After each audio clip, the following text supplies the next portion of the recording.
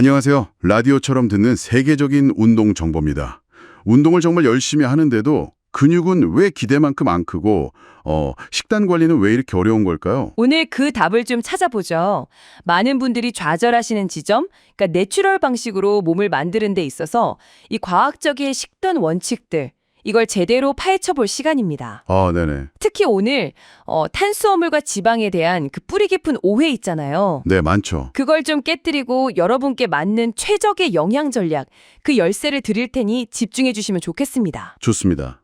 내추럴 보디빌딩이라는 게 그러니까 약물 없이 우리의 몸의 그 자연적인 성장 능력 이걸 최대한 끌어내는 거잖아요. 네, 맞아요. 단기간에 막 몸을 확 바꾸는 그런 것보다는 좀 체계적인 훈련이랑 과학적인 영양 그리고 충분한 회복 이 세 가지가 딱 맞아떨어져야 하는 거죠. 그렇죠.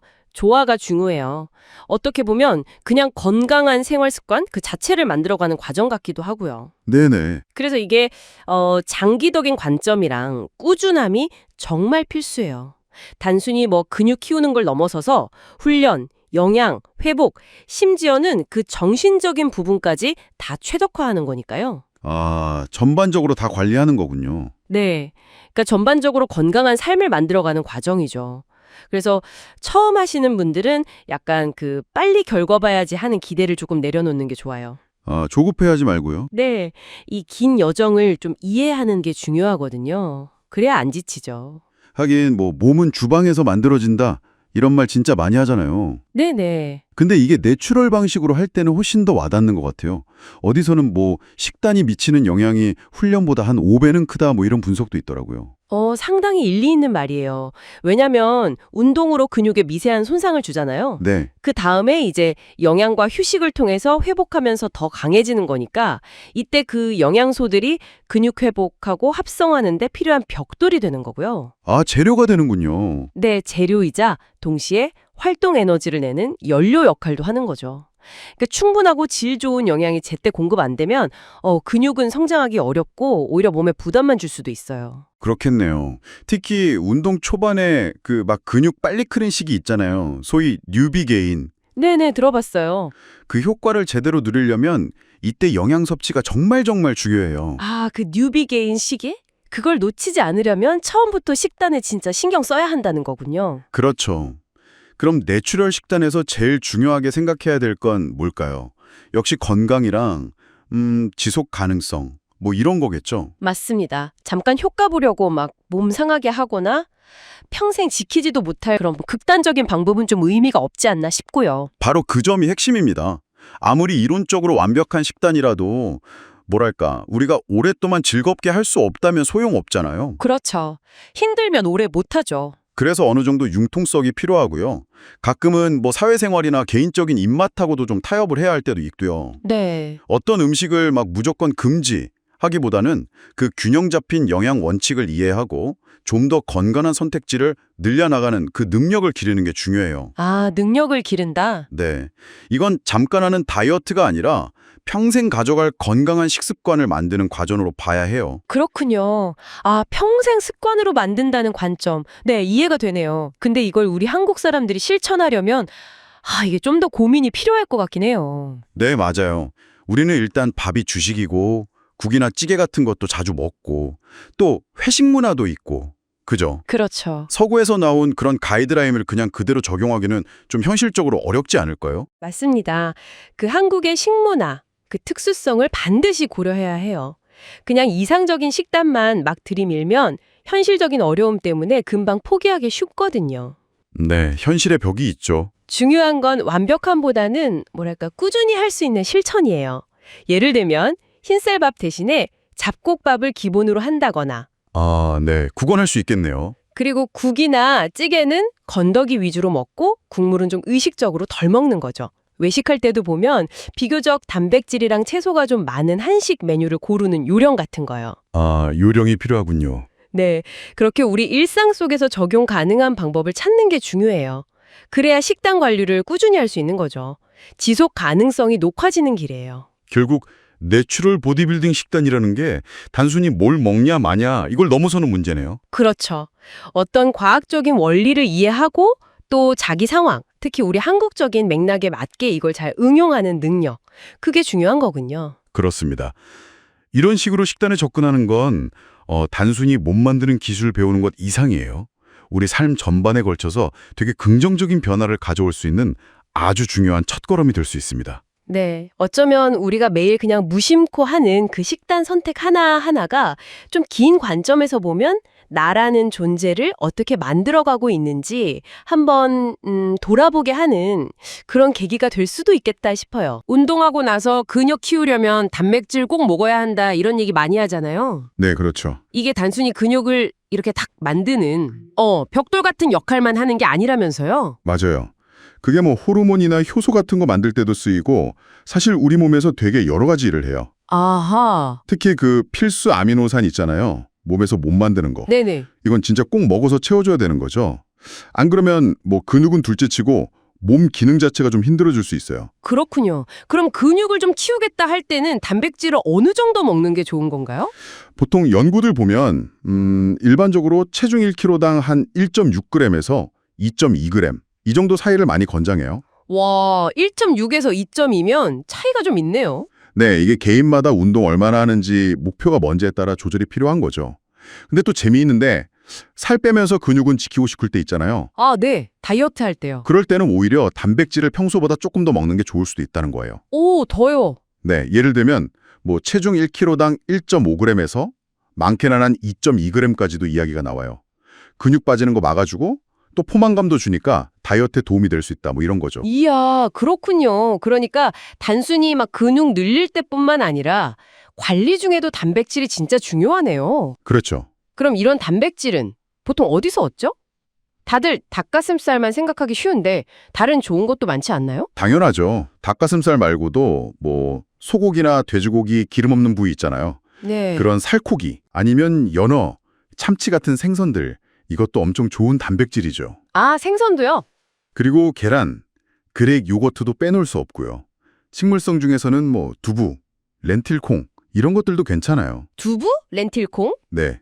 그리고 이렇게 동물성, 식물성 막 섞어서 다양하게 먹으면 그 아미노산 구성이 훨씬 좋아져요. 아, 하나만 파는 것보다 골고루 먹는 게 핵심이군요. 맞습니다.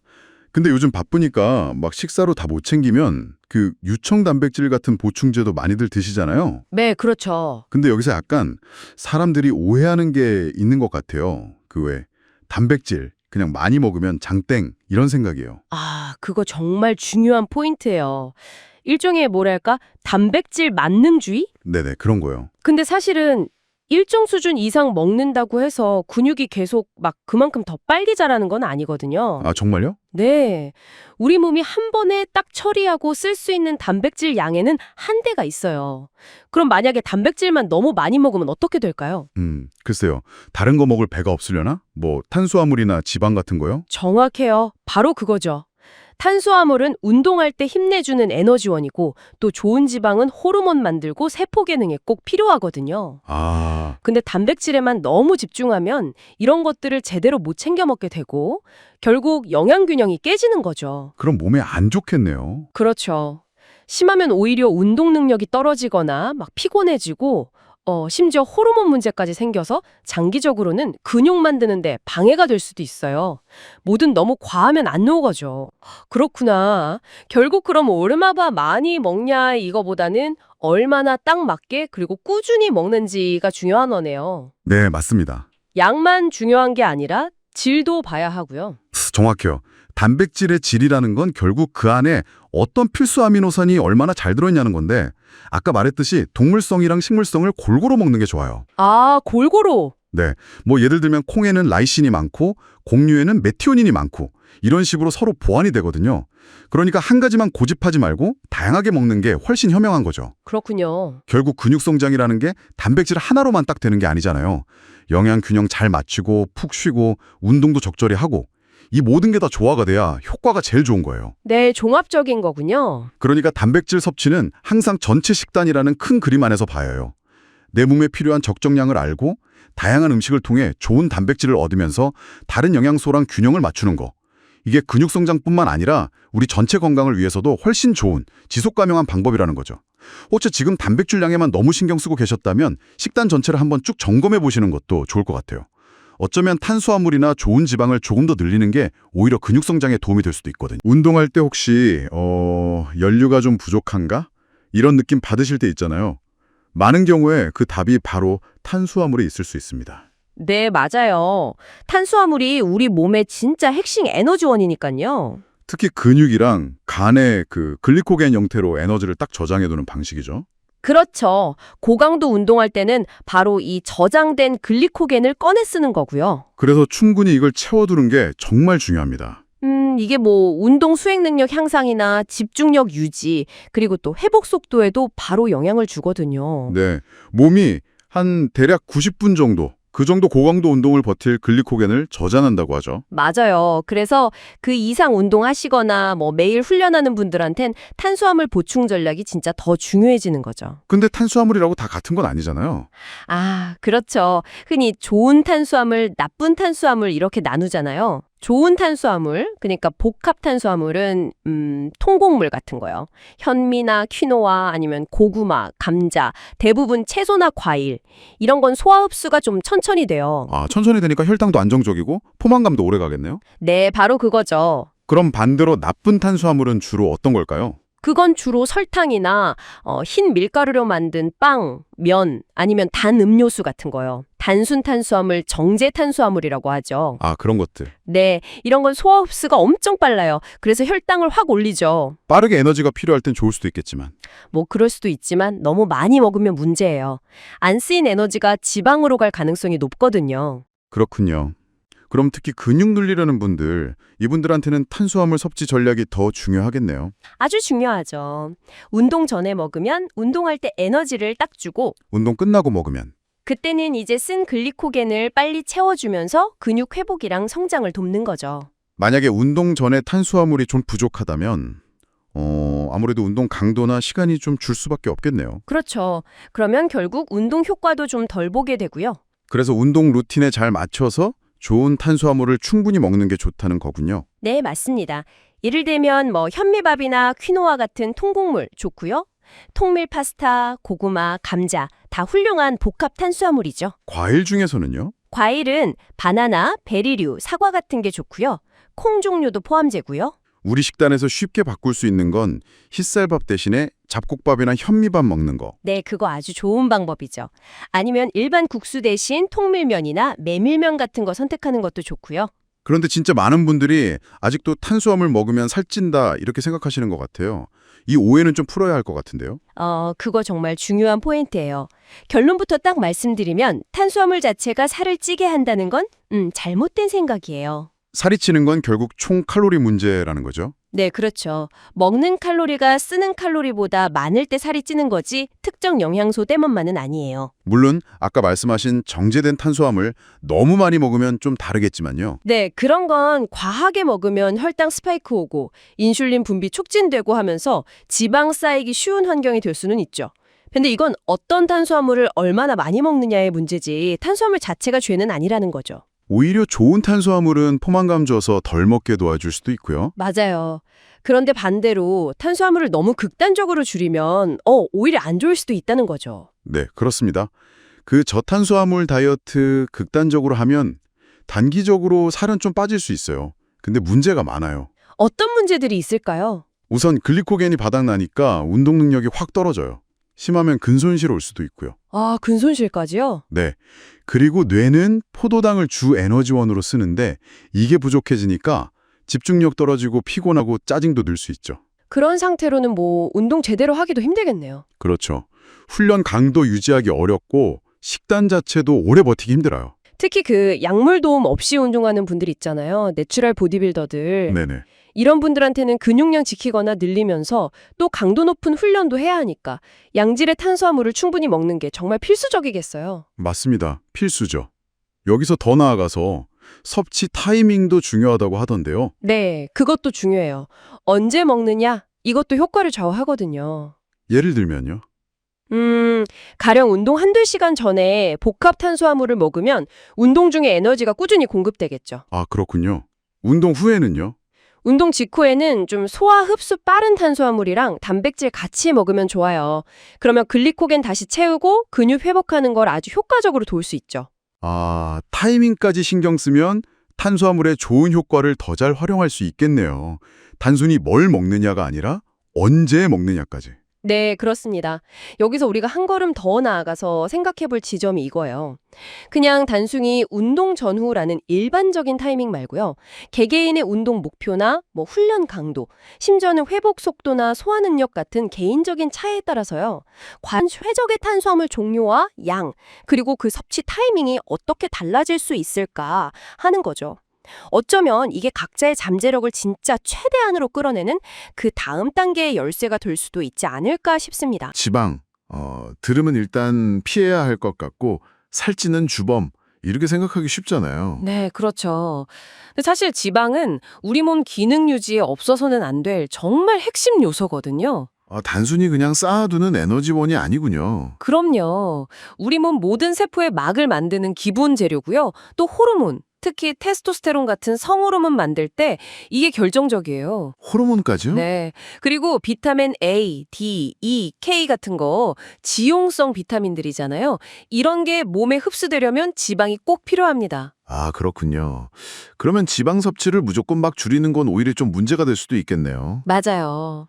정말 중요한 건 어떤 지방을 먹느냐 이거죠. 네네. 흔히 좋은 지방, 나쁜 지방 이렇게 나누잖아요. 그렇죠. 건강에 좋은 불포화 지방, 오메가3, 오메가6, 단일 불포화 지방 이런 것들은요. 뇌 기능부터 시작해서 호르몬 균형, 심지어 염증 조절까지 우리 몸 전반에 다 좋은 영향을 줘요. 오메가3랑 6요? 네, 특히 오메가3랑 오메가6 비율이 중요한데 이게 현대 식단에서는 오메가6 섭취가 너무 많아지기 쉽거든요. 아, 그런가요? 네, 그래서 등푸른 생선이나 아마씨, 치아씨드 이런 걸로 오메가3를 좀 충분히 보충해 주는 게 중요해지는 거죠. 아, 비율까지 신경 써야 하는군요. 좀 복잡하네요. 그러면 건강한 지방을 먹을 수 있는 좋은 식품들, 아까 말씀하신 아보카도, 견과류, 씨앗류, 올리브 오일 말고 또 뭐가 있을까요? 대표적인 게 기름진 생선들, 연어, 고등어 같은 거요. 아주 좋죠. 그리고 견과류 버터도 괜찮은 선택이고요. 아, 땅콩버터 같은 거요? 네, 그런 거죠. 그리고 우리 한국 식단에서는 들기름, 참기름도 정말 훌륭한 불포화 지방 공급원이에요. 오, 들기름, 참기름도요? 네. 다만 이런 기름들은 이제 가열하거나 보관을 잘못하면 성질이 좀 변할 수 있으니까 신선하게 그리고 너무 많이는 말고 적당량 사용하는 게 좋습니다. 이게 칼로리가 높다는 것도 기억해야 하고요. 네, 맞아요. 칼로리가 높죠. 그럼 반대로 우리가 진짜 피해야 할 지방, 이건 트랜스 지방이죠. 이건 논란의 여지가 없는 것 같아요. 그렇습니다. 트랜스 지방은 정말 이건 피해야 해요. 가공식품, 튀긴 음식, 마가린 이런 데 주로 들어있는데 몸의 염증 수치도 높이고 심혈관 질환 위험을 엄청 증가시키거든요. 와, 그러니까 섭취를 최소화, 아니 거의 피해야 하는 거죠. 성분표 같은 거 볼 때 부분경화유 이런 거 써 있는지 확인하는 습관, 이거 중요합니다. 부분경화요. 네, 기억해둬야겠네요. 트랜스 지방은 확실히 피해야 하는데 포화 지방은 약간 의견이 좀 갈리는 것 같아요.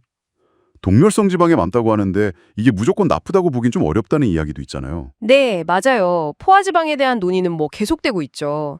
예전에는 그냥 심혈관 질환의 주범 이렇게 지목됐었는데 최근에는 좀 달라요. 아, 그래요? 네, 코코넛 오일이나 아니면 내추럴 환경에서 자란 소고기, 버터 이런 데 든 포화지방은 적당량 먹으면 괜찮거나 오히려 이로울 수도 있다 이런 연구들도 나오고 있거든요. 흥미롭네요.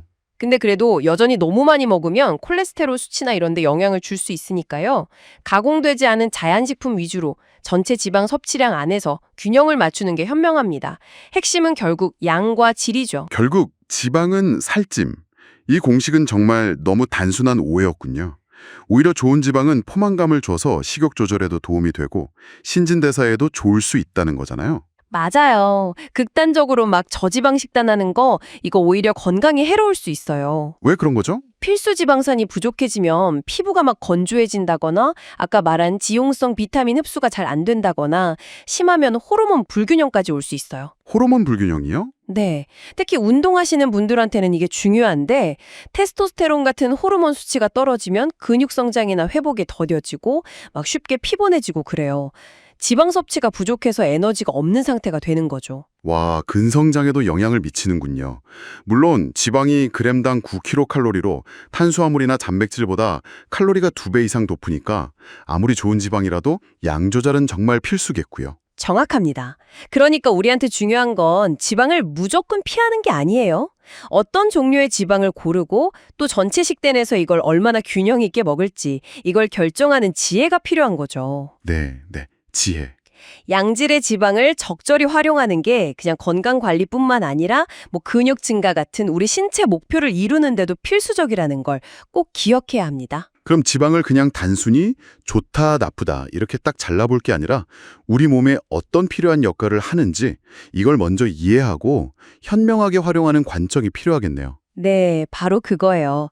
지방의 종류와 기능을 우리가 제대로 알고 우리 몸이 필요로 하는 만큼 어떻게 잘 조화롭게 식단에 넣을지 고민하는 것. 이게 바로 건강, 그리고 우리가 원하는 몸을 만드는 데 훨씬 더 중요한 열쇠가 될 수 있다는 점을 우리 모두 생각해 볼 필요가 있습니다. 우리 몸에 꼭 필요한 3대 영양소 있잖아요. 탄수화물, 단백질, 지방. 근데 이 이상적인 비율이라는 게 목표에 따라 달라질 수 있다는 점이 참 재밌어요. 네, 그렇죠. 예를 들면 근육을 좀 늘리고 싶다 할 때는 보통 탄수화물을 한 40에서 50% 정도 가져가고 단백질은 30에서 40%, 지방은 뭐 20에서 30% 이렇게 권장하기도 하고요. 아, 반대로 이제 체지방 감량이 목표면 탄수화물 확 줄여서 한 30%, 그리고 단백질을 40%까지 올리고 지방 30%, 뭐 이런 전략도 쓰는 걸 봤어요. 맞아요. 그런데 여기서 진짜 중요한 건 이게 그냥 출발점이라는 거예요. 딱 정해진 모든 사람에게 맞는 절대적인 규칙은 아니라는 거죠. 절대적인 규칙은 아니다? 네. 사람마다 사실 그 탄수화물이나 지방에 반응하는 방식이 꽤 다를 수 있거든요. 유전적인 것도 있고 뭐 생활 습관 차이도 있고요. 그렇군요. 어떤 사람은 탄수화물을 좀 더 잘 쓰고 또 어떤 사람은 지방을 에너지원으로 더 잘 쓰는 체질일 수도 있고요. 바로 그거죠. 그래서 이런 일반적인 가이드라인만 너무 믿고 따르기보다는 약간 옷 사이즈 같은 거네요. 평균적인 건 있지만 결국 내 몸에 딱 맞는 건 직접 입어보고 찾아야 하는 것처럼. 네, 비유가 아주 적절하네요. 그럼요. 우리 몸에 맞는 그 최적의 비율은 대체 어떻게 찾아가야 할까요? 그냥 숫자만 맞추는 건 아닌 것 같고. 핵심은 결국 이제 관찰하고 기록하는 거예요. 관찰과 기록이요? 네, 일단 제시된 비율로 시작은 하되 그 다음에 우리 몸이 어떻게 반응하는지를 꾸준히 지켜보는 거죠. 체중이나 뭐 체성분 변화는 당연히 보겠지만 그거 말고도 또 뭘 봐야 할까요? 예를 들면 운동할 때 힘이 어떤지, 평소보다 잘 나는지, 아니면 좀 처지는지, 일상생활 에너지 수준은 괜찮은지, 뭐 오후에 급격히 피곤해지진 않는지. 아, 그런 주관적인 느낌 같은 것도요? 네, 중요해요. 그리고 운동하고 나서 회복은 빠른 편인지, 근육통은 어떤지 이런 것들을 좀 세심하게 관찰하고 기록해두는 게 좋습니다. 와, 이건 진짜 단순히 숫자 계산이 아니라 내 몸의 목소리에 귀 기울이는 과정이네요. 맞아요. 여기서 되게 흥미로운 점은 이런 관찰과 기록을 통해서 단순히 비율을 맞추는 걸 넘어서는 거죠. 어떤 점에서요? 특정 비율에 막 맹목적으로 집착하기보다는 몸의 반응을 보면서 좀 더 유연하게 접근하게 된다는 거예요. 유연함이요? 네, 이런 유연성이 사실 신체적으로나 정신적으로 스트레스를 훨씬 줄여주거든요. 아, 오늘 탄수화물 비율 못 맞췄네. 이런 죄책감에서 벗어날 수 있고요. 아, 그럴 수 있겠네요. 다이어트나 식단 관리할 때 그런 강박 때문에 힘들어하는 분들 많잖아요. 그렇죠. 결국 식단을 꾸준히 지속 가능하게 만드는 열쇠가 바로 그 유연성에 있는 경우가 많아요. 특히 그럼 처음 시작하는 분들은 너무 복잡한 계산에 막 얽매이지 않는 게 좋겠네요. 네, 오히려 그게 나아요. 처음에는 좀 서툴러도 꾸준히 기록하면서 내 몸이 어떤 신호를 보내는지 살피고 그걸 바탕으로 조금씩 조절하는 법을 배우는 게 장기적으로는 훨씬 효과적일 수 있습니다. 꾸준히 기록하고 몸의 신호를 살피고 조금씩 조절하는 법을 배운다. 네, 어떻게 보면 이게 단순히 영양비를 찾는 걸 넘어서는 거예요. 어떤 의미에서죠? 자신의 몸 상태를 좀 더 민감하게 알아차리고 거기에 맞춰서 스스로 조절하는 능력, 그러니까 자기조절 능력을 키우는 과정이라고 볼 수 있거든요. 와, 자기 조절 능력. 식단을 통해서 그런 것까지 배울 수 있군요. 그럼요. 이렇게 내 몸을 관찰하고 반응에 따라 조절하는 경험이 쌓이면 이게 비단 식단뿐만 아니라 뭐 스트레스 관리라든지 운동 습관 만들기, 감정 조절 같은 삶의 다른 영역에서도 분명 도움이 될 수 있어요. 정말 그렇겠네요. 네, 어떻게 보면 우리 몸이랑 제대로 소통하는 법을 배우는 좀 더 큰 여정의 시작일 수도 있는 거죠. 몸과의 소통이라. 그래서 이렇게 식단을 조절하면서 알게 된 나 자신에 대한 이해를 바탕으로 삶의 다른 목표들을 이루는데 이걸 어떻게 활용해 볼 수 있을까 한번 생각해 보는 것도 굉장히 의미 있는 일이 될 거라고 봅니다. 칼로리 숫자만 딱 맞으면 정말 괜찮을까요? 예를 들어서 똑같이 200칼로리인데 뭐 닭가슴살이랑 사탕이랑 이게 우리 몸에 주는 영향이 같을 리는 없잖아요. 네, 절대 같을 수가 없죠. 결국 중요한 건 칼로리의 그 양보다는 질, 어떤 음식을 먹느냐 이건데 그래서 핵심이 바로 내추럴 푸드 이거죠. 자연 그대로의 식품. 네, 맞습니다. 어떤 게 들었냐, 이게 중요하죠. 같은 칼로리라도요. 그럼 좀 더 구체적으로 왜 그 내추럴 푸드가 그렇게 중요하다고들 하는 걸까요? 우리가 그냥 흔히 먹는 가공식품하고는 어떤 차이가 있는 거죠? 그거 정말 중요한 포인트인데요. 그 내추럴 푸드, 그러니까 뭐 과일, 채소, 통곡물, 살코기 이런 가공 덜 된 것들이요. 네네. 얘네들은 단순히 열량 말고도 우리 몸에 꼭 필요한 것들을 정말 많이 가지고 있어요. 필요한 것들이요? 네, 비타민, 미네랄 같은 거요. 미량 영양소. 이런 것들이 몸에서 일어나는 여러 화학 반응들 돕고 또 기능들이 제대로 돌아가게 하는데 꼭 필요하거든요. 그렇군요. 그리고 식이섬유도 빼놓을 수 없죠. 이게 포만감을 주니까 과식 막아주고 장 건강에도 좋고 식이섬유. 네. 거기다 항산화 물질까지 많아서요. 세포 손상도 막고 염증 반응도 줄여주고 특히 운동하시는 분들은 회복 속도에도 이게 영향을 꽤 줍니다. 회복 속도까지요. 그럼요. 예를 들어 견과류에 마그네슘 많잖아요. 이게 근육 기능이나 회복에 직접 도움이 되는데 가공된 과자 같은 데서는 이런 걸 얻기가 어렵죠. 그러니까 그냥 배 채우는 걸 넘어서 우리 몸 전체 시스템이 잘 돌아가게 하는 그런 성분들이 많다는 거네요. 듣고 보니까 정말 중요하네요. 네, 그렇죠. 그럼 반대로 가공식품은요. 사실 우리 주변에 너무 많아서 아예 안 먹기는 어려운데 구체적으로 어떤 단점들이 있을까요? 가공식품은 제일 큰 문제가 영양 불균형이에요. 불균형이요? 네. 보통 맛을 내거나 오래 보관하려고 나트륨, 설탕, 그리고 좀 안 좋은 지방들, 뭐 포화지방이나 트랜스지방 같은 거요. 이런 걸 많이 넣는 경우가 많죠. 그렇죠. 근데 반대로 아까 말씀드린 비타민, 미네랄, 식이섬유 이런 꼭 필요한 영양소들은 가공하면서 확 줄거나 원래 별로 없거나 그래요. 네. 그래서 총 칼로리만 딱 맞추고 뭐 탄단지 비율 이런 매크로만 신경 쓰다 보면 네. 이런 질적인 부분을 놓치기가 쉬운 거죠. 그렇군요. 칼로리만 맞추면 되는 게 아니었네요. 네, 이런 식단이 길어지면 만성염증의 원인이 될 수도 있고요. 또 혈당이 확 올랐다가 떨어지는 스파이크를 일으켜서 에너지 레벨도 불안정해지고 네. 운동하고 나서 회복도 더뎌질 수 있고요. 회복까지 느려지는군요. 결국에는 뭐 건강관리나 체중 조절 이런 목표 달성 자체를 더 어렵게 만들 수 있는 거죠. 악순환으로요. 와, 생각보다 영향이 큰데요. 그냥 좀 덜 건강하다 이 정도가 아니라 장기적으로는 목표 달성 자체를 방해할 수도 있다 이런 말씀이시네요. 네, 그렇습니다. 근데 현실적으로요. 매 끼니를 100% 다 내추럴 푸드로 챙겨 먹는다는 게 솔직히 너무 어렵지 않나요? 그렇죠. 어렵죠. 완벽하게 하려다가 오히려 막 스트레스 받고 포기할 것 같기도 하고요. 정확히 보셨어요. 현실적인 어려움이 분명히 있죠. 그래서 완벽주의, 이거보다는 좀 지속 가능한 접근법이 중요해요. 지속 가능한 접근법이요? 네, 여기서 그 80-20 법칙이라는 걸 생각해 볼 수 있어요. 80-20 법칙. 들어본 것 같아요. 네, 전체 식단의 한 80% 정도는 영양가 높은 내추럴 푸드로 채우려고 노력하는 거예요.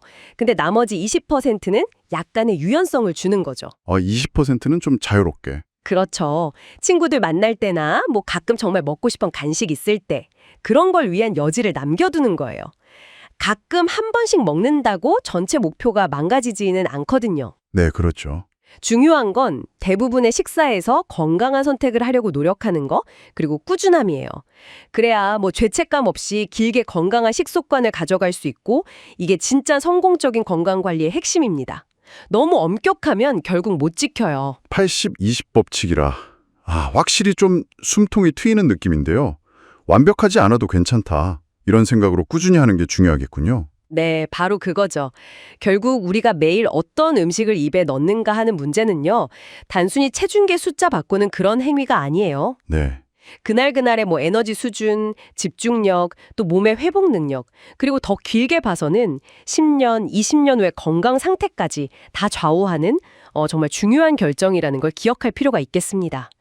음식의 질에 조금 더 집중하는 것, 이게 바로 우리 몸을 위한 현명한 투자라고 할 수 있죠. 우리 몸을 바꾼다는 거, 그러니까 뭐 근육을 좀 늘린다거나 아니면 체지방을 줄인다거나 할 때요. 네네. 그 핵심에는 결국 에너지 밸런스 이게 있더라고요. 맞아요. 그렇죠. 먹는 칼로리랑 쓰는 칼로리 그 사이의 균형이죠. 네, 바로 그거. 이 에너지 균형을 어느 쪽으로 우리가 맞추느냐에 따라서 몸의 변화 방향이 딱 결정되는 거예요. 아하. 예를 들어서 근육을 키우고 싶다. 그러면 우리 몸이 현재 상태를 유지하는 데 필요한 에너지 있잖아요. 네, 그 유지 칼로리. 네, 그거보다 조금 더 먹어야 해요. 이런 상태를 잉여 칼로리 상태라고 부르죠. 아, 그렇죠. 근육이 만들어지고 또 회복되려면 에너지가 더 필요하니까 잉여빈. 네, 맞습니다. 그럼 반대로 체지방을 좀 걷어내고 싶을 때는 어떡하죠? 그럴 때는 이제 결손 칼로리 상태를 만들어야 해요. 그러니까 유지 칼로리보다 덜 먹는 거죠. 덜 먹는다. 네, 에너지가 좀 부족해지면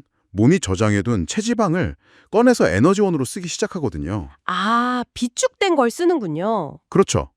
여기서 이제 중요한 포인트가 얼마나 더 먹을 거냐 혹은 얼마나 덜 먹을 거냐 이걸 정하는 기준인데요. 네네. 그 기준. 그 기준점이 바로 총 일일 에너지 소비량 TDE이라고 하는 겁니다. TDE요? 아, 그 기초대사량에다가 활동량, 그리고 뭐 음식 소화시키는 에너지까지 다 합친 거. 네, 맞아요.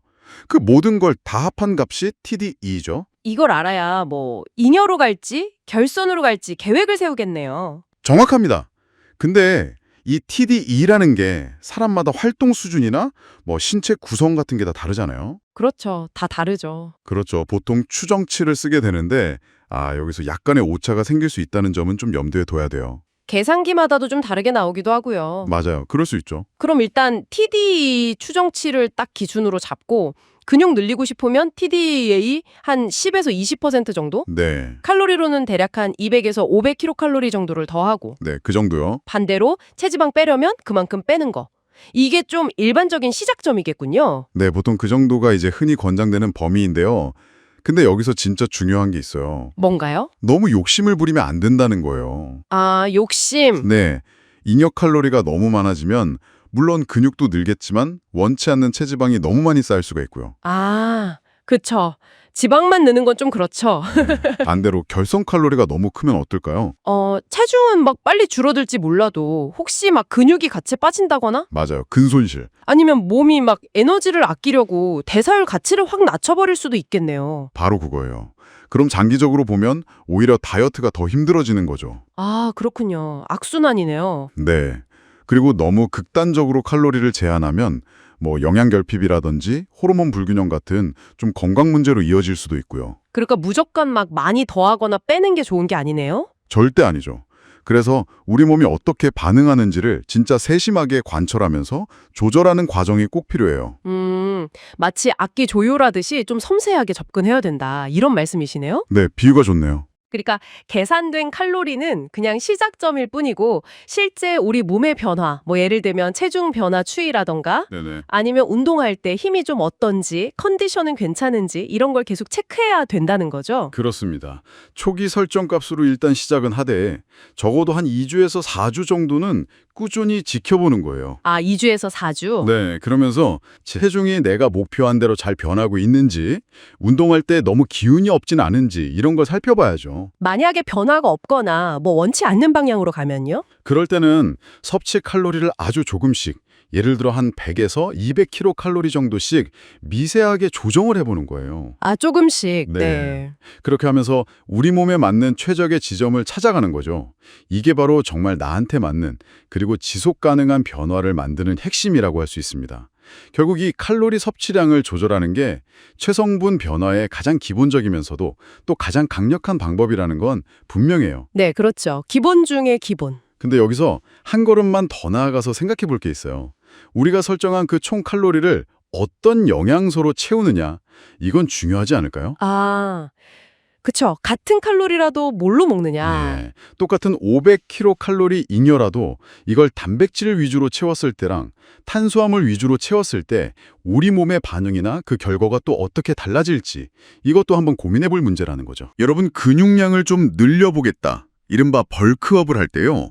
보통 두 가지 길이 있다고들 하잖아요. 그게 클린 벌크랑 더티 벌크. 네, 맞아요. 근데 이 둘 차이를 명확히 아는 게 사실 중요하거든요. 그렇죠. 클린벌크는 뭐랄까, 기본적으로 좀 건강한 그 내추럴 식품 위주로 먹으면서요. 우리 몸이 하루에 쓰는 총 에너지 있잖아요. 네네. 그거보다 약간만 더, 보통 한 200에서 300kcal 정도만 추가로 먹는 방식이에요. 아, 딱 필요한 만큼만 조금 더 먹는 거네요. 그렇죠. 핵심은 체지방 느는 건 최대한 좀 막으면서 순수 근육량만 꾸준히 늘려가자, 뭐 이런 거죠. 예를 들면 어떤 음식들일까요? 뭐 살코기나 통곡물, 채소 아니면 뭐 건강한 지방 같은 거요.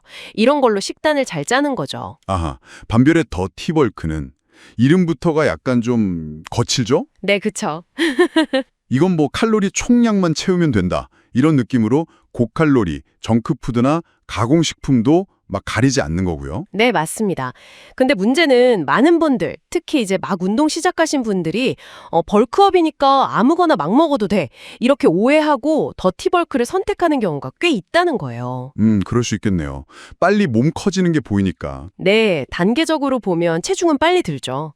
뭔가 성취감도 있고. 네. 근데 그 늘어난 체중 안에 사실은 근육보다는 체지방이 훨씬 많을 가능성이 매우 높다는 거죠. 아, 겉으로만 커지고 속은 지방으로 찬다. 약간 그런 셈이죠. 그래서 나중에 그걸 빼느라 엄청 고생하게 되는 거고요. 단순히 고생만 하는 게 아닐 것 같은데요. 건강에도 좀 안 좋을 것 같은데? 아, 맞아요. 그게 더 큰 문제죠. 그냥 살 빼기 힘든 걸 넘어서요. 과도하게, 특히 뭐 정크푸드로 억지로 찌운 체지방은요. 우리 몸의 인슐린 저항성을 높일 수가 있어요. 인슐린 저항성이요? 네. 이게 뭐냐면 우리 몸이 혈당 조절을 잘 못하게 되는 상태인데 심하면 당뇨병 위험까지 갈 수도 있고요. 또 소화불량이나 뭐 장 건강 문제도 생길 수 있죠. 계속 가공식품 먹다 보면요. 아, 진짜 심각하네요. 그리고 또 하나. 그렇게 막 찌운 살 빼려고 나중에 급하게 다이어트 하잖아요. 네. 그럼 힘들게 얻은 근육까지 같이 확 빠져버릴 위험이 커요. 체지방은 진짜 빨리 붙는데 근육은 엄청 천천히 붙잖아요, 사실. 맞아요. 근육 만드는 건 진짜 어려운데. 그쵸. 근데 뺄 때는 같이 후루룩 빠지기 쉬우니까 결국 엄청 비효율적인 과정이 될 수 있는 거예요. 와, 듣고 보니까 더티벌크는 진짜 그 빠른 체중 증가라는 장점 말고는 단점이 훨씬 큰 것 같네요. 네, 장기적으로 보면 그렇죠. 그럼 결국 시간이 좀 더 걸리더라도 클린벌크가 훨씬 현명하고 건강한 선택이다 이런 말씀이시네요. 정확합니다. 클린벌크는 확실히 인내심이 좀 필요해요. 뭐 눈에 띄게 체중이 확확 늘진 않으니까요. 네, 좀 답답할 수도 있겠어요. 그렇죠. 하지만 꾸준히 하면 정말 양질의 근육, 그러니까 불필요한 지방이 적은 순수 근육을 얻을 수 있어요. 이게 단순히 보기 좋은 걸 넘어서 신체 기능이나 운동 능력 향상으로도 이어지고요. 건강도 지키면서요? 네. 그리고 나중에 혹시 체지방을 좀 걷어내는 그 커팅 단계에 들어갈 때 훨씬 수월하죠. 급격한 다이어트로 인한 스트레스나 아까 말한 근손실 위험도 줄일 수 있고요. 아, 그 점은 진짜 중요하겠네요. 힘들게 만든 근육 지키면서 지방만 뺄 수 있다는 거니까요. 그럼 클린벌크 할 때 현실적으로 목표는 어느 정도로 잡아야 할까요? 너무 욕심내면 또 안 될 것 같은데. 네, 맞아요. 이것도 중요해요. 너무 조급하면 안 되거든요. 보통 한 달에 체중 증가량을요, 자기 총 체중의 한 0.5%에서 1% 사이. 0.5에서 1%요. 네. 구체적으로는 뭐 한 달에 0.5kg에서 많으면 1kg 정도? 이 정도를 목표로 잡는 게 좀 현실적이라고 봐요. 이게 체지방 증가는 최소화하면서 근육 성장을 꾸준히 만들 수 있는 뭐랄까 지속 가능한 속도죠. 아하, 생각보다 적네요. 네. 근데 물론 꾸준히 근력 운동을 한다는 전제가 있어야 하고요. 그리고 단순히 칼로리만 조금 더 먹는 게 아니라 그 추가되는 칼로리를 단백질, 좋은 탄수화물, 건강한 지방 같은 그런 양질의 영양소로 채우는 게 진짜 클린벌크의 핵심이겠죠. 그렇군요. 양과 질 모두 신경 써야 하는 거네요. 맞습니다. 결국 어떤 방식으로 근육을 만들 거냐 하는 이 선택은 단순히 몸 크기를 키우는 문제를 넘어서는 것 같아요. 네. 뭐랄까, 단기적인 속도에 혹할 건지 아니면 조금 더디더라도 건강하고 또 지속 가능한 성장을 추구할 건지, 이건 어쩌면 우리 각자가 자기 몸과 건강을 어떻게 대하는지 그 장기적인 관점을 보여주는 걸 수도 있겠어요. 불필요하게 얻은 걸 다시 덜어내는 그 과정의 비효율성, 그걸 얼마나 감수할 거냐, 뭐 이런 태도의 문제일 수도 있고요. 체지방 태우면서 힘들게 만든 근육은 좀 그대로 지키고 싶잖아요. 네. 근데 이게 사실 다이어트 할 때 제일 어려운 부분 같아요. 칼로리는 줄여야 하고 근육은 또 지켜야 하고. 맞습니다. 이 균형 잡기가 참 어렵죠. 그럼 이 어려운 균형, 첫 번째 열쇠가 뭘까요? 역시 단백질인가요? 네, 아무래도 단백질이죠. 칼로리가 부족하면 우리 몸이 에너지를 얻으려고 근육 단백질을 분해하려고 하거든요. 아, 에너지가 없으니까 근육을 끌어다 쓰는 거군요. 그렇죠. 그때 단백질을 충분히 먹어주면 이게 딱 방패처럼 근육 분해를 막아줘요. 그리고 또 포만감도 높여주니까 식단 관리하기가 좀 더 수월해지고요. 포만감도요? 아, 일석이조네요. 그럼 얼마나 먹어야 하는 건데요? 보통 연구들을 보면 체중 1kg당 한 1.8g, 여기서 좀 운동 강도 높으면 2.7g까지도 권장돼요. 와, 1.8에서 2.7g이요? 생각보다 진짜 많은데요. 그냥 뭐 닭가슴살 조금 먹는 정도가 아니네요. 네, 꽤 신경 써서 챙겨야 하는 양이죠. 그럼 단백질만 이렇게 잘 챙겨 먹으면 근손실은 막을 수 있는 건가요? 또 중요한 게 있다고 들었는데 속도. 아, 네, 맞아요. 속도 조절. 이게 또 핵심입니다. 많은 분들이 막 빨리 빼고 싶어 하시잖아요. 그렇죠. 빨리 효과 보고 싶죠. 근데 너무 급하게 빼면 근육 손실을 정말 크게 입을 수 있어요. 아, 정말요? 어느 정도 속도가 그럼 안전한 건가요? 보통은 일주일에 자기 체중의 한 0.5%에서 많아도 1% 정도. 이 정도가 권장돼요. 0.5에서 1%요? 예를 들어 80kg인 사람이면 일주일에 400에서 800g 정도네요? 네, 그렇죠. 약간 좀 더디다고 느낄 수도 있겠는데요? 네, 그렇게 느낄 수 있는데 이게 근육을 지키는 가장 안전한 방법이에요. 이보다 빨라지면 지방뿐 아니라 근육까지 막 태워버리니까요. 아, 근육까지 같이. 네. 그리고 더 큰 문제는 그렇게 급격하게 빼면 우리 몸의 기초대사량 있잖아요. 가만히 있어도 쓰는 에너지, 네네, 기초대사량. 그게 뚝 떨어져요. 그럼 장기적으로는 오히려 살이 더 쉽게 찌고 또 유지가 어려운 몸이 될 수 있는 거죠. 와, 기초대사량까지 떨어진다니 이건 진짜 조심해야겠네요. 그렇죠. 단기적인 숫자만 보면 안 되고 좀 길게 봐야 해요. 지속 가능한 방법으로요. 알겠습니다. 그럼 이제 단백질 잘 챙겨 먹고 감량 속도도 천천히 조절하고 그럼 된 건가요? 뭔가 하나 더 있을 것 같은데. 네, 중요한 거 하나 빠졌죠. 바로 꾸준한 근력 운동입니다. 아, 근력 운동. 네. 칼로리를 줄이면 몸이 에너지를 아끼려고 하잖아요. 그때 근육도 줄이려고 할 수 있는데 근력 운동을 하면 몸에다 야, 이 근육은 필요해. 없애지 마. 이런 신호를 계속 보내는 거예요. 아, 신호를 보내는 거군요. 단순히 뭐 걷거나 뛰는 유산소 운동만으로는 부족하겠네요. 네, 그런 유산소 운동만으로는 이 신호가 좀 약할 수 있어요. 근력 운동이 중요합니다. 그러니까 식단으로는 칼로리 부족 상태를 만들고 동시에 근력 운동으로는 근육 지켜 이렇게 명령을 내리는 거군요. 정확합니다. 그래서 다이어트 중이라고 운동 강도를 너무 낮추면 안 돼요. 아, 보통 힘없다고 강도를 낮추는데. 오히려 현재 근육량을 유지하거나 혹은 조금이라도 발달시킬 수 있는 그런 자극, 그러니까 적절한 무게와 강도의 운동을 꾸준히 해줘야 합니다. 식단이랑 운동, 이 두 개가 같이 가야 돼요. 시너지가 나야죠. 시너지 효과군요. 야, 이거 진짜 천천히 그리고 꾸준히가 핵심이네요. 맞습니다. 천천히, 꾸준히. 결국 그럼 조급해하지 말고 단백질 충분히 먹어서 근육 재료 채워주고 살 빼는 속도는 천천히 조절하고 꾸준히 근력 운동으로 근육 지키라는 신호 보내고 이 세 가지가 다 맞아야 되는 거네요. 네, 완벽하게 요약하셨네요. 그게 핵심입니다. 건강하게 체지방 걷어내는 방법이죠. 그래야 지속 가능하고요. 그렇죠. 아, 그리고 하나만 덧붙이자면요. 너무 체중계 숫자만 보지 마시고요. 아, 체중계 숫자요? 네. 그거 말고 거울로 몸이 어떻게 변하는지, 아니면 뭐 신체 둘레를 재본다든지, 아니면 운동 능력이 어떻게 달라지는지. 예를 들어 같은 무게를 드는데 좀 더 쉬워졌다거나 횟수가 늘었다거나 하는 거예요. 아, 수행 능력 변화 같은 거요? 네. 그런 다른 지표들을 같이 보면 훨씬 좋아요. 과정을 좀 더 긍정적으로 받아들일 수 있고 또 동기부여도 되고요.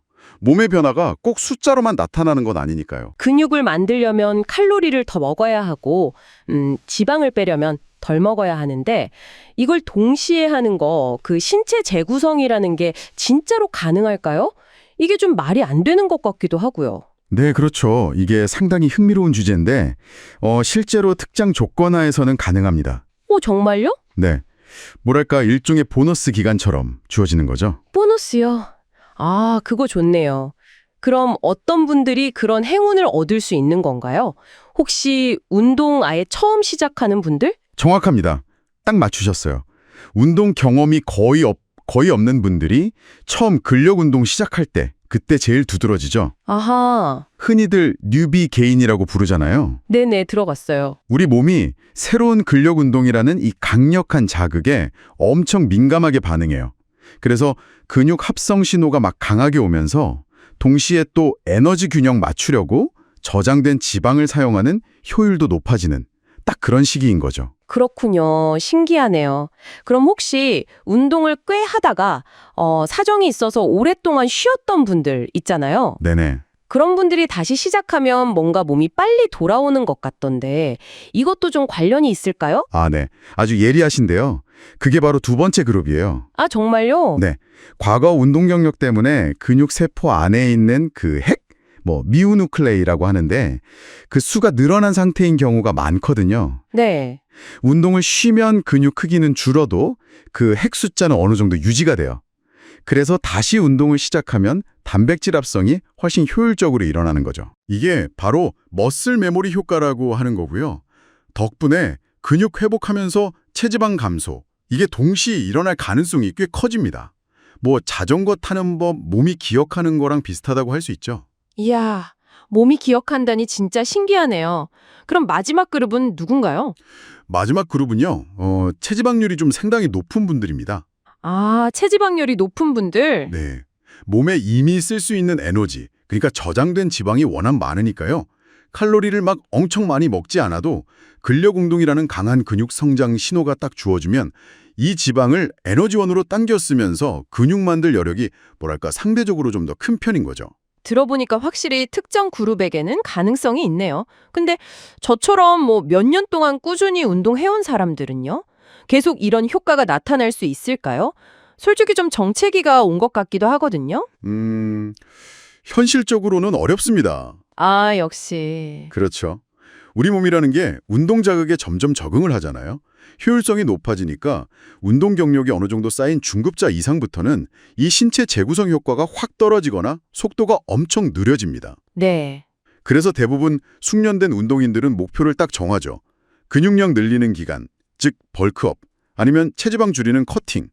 이 중 하나에 집중하는 기간을 나누는 전략을 쓰는 거고요. 그 뉴비 시절에 막 드라마틱한 변화를 계속 기대하기는 솔직히 좀 어렵죠. 역시 마법 같은 건 없군요. 아쉽네요. 그래도 혹시 신체 재구성을 조금이라도 더 효율적으로 시도해보고 싶다면요. 어떤 점에 좀 신경을 쓰는 게 좋을까요? 가장 중요한 건 현실적인 기대치를 갖는 겁니다. 이게 제일 중요해요. 현실적인 기대치요? 변화가 정말 더딜 수 있다는 걸 받아들여야 해요. 그래야 막 조급해져서 운동 포기하고 그런 일을 막을 수 있거든요. 하긴 그렇겠네요.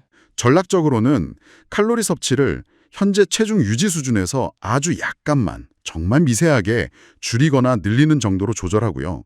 그리고 단백질 섭취는 체중 1kg당 한 1.6g에서 2.2g 정도 충분히 먹어주는 게 중요합니다. 단백질은 필수군요. 그렇죠.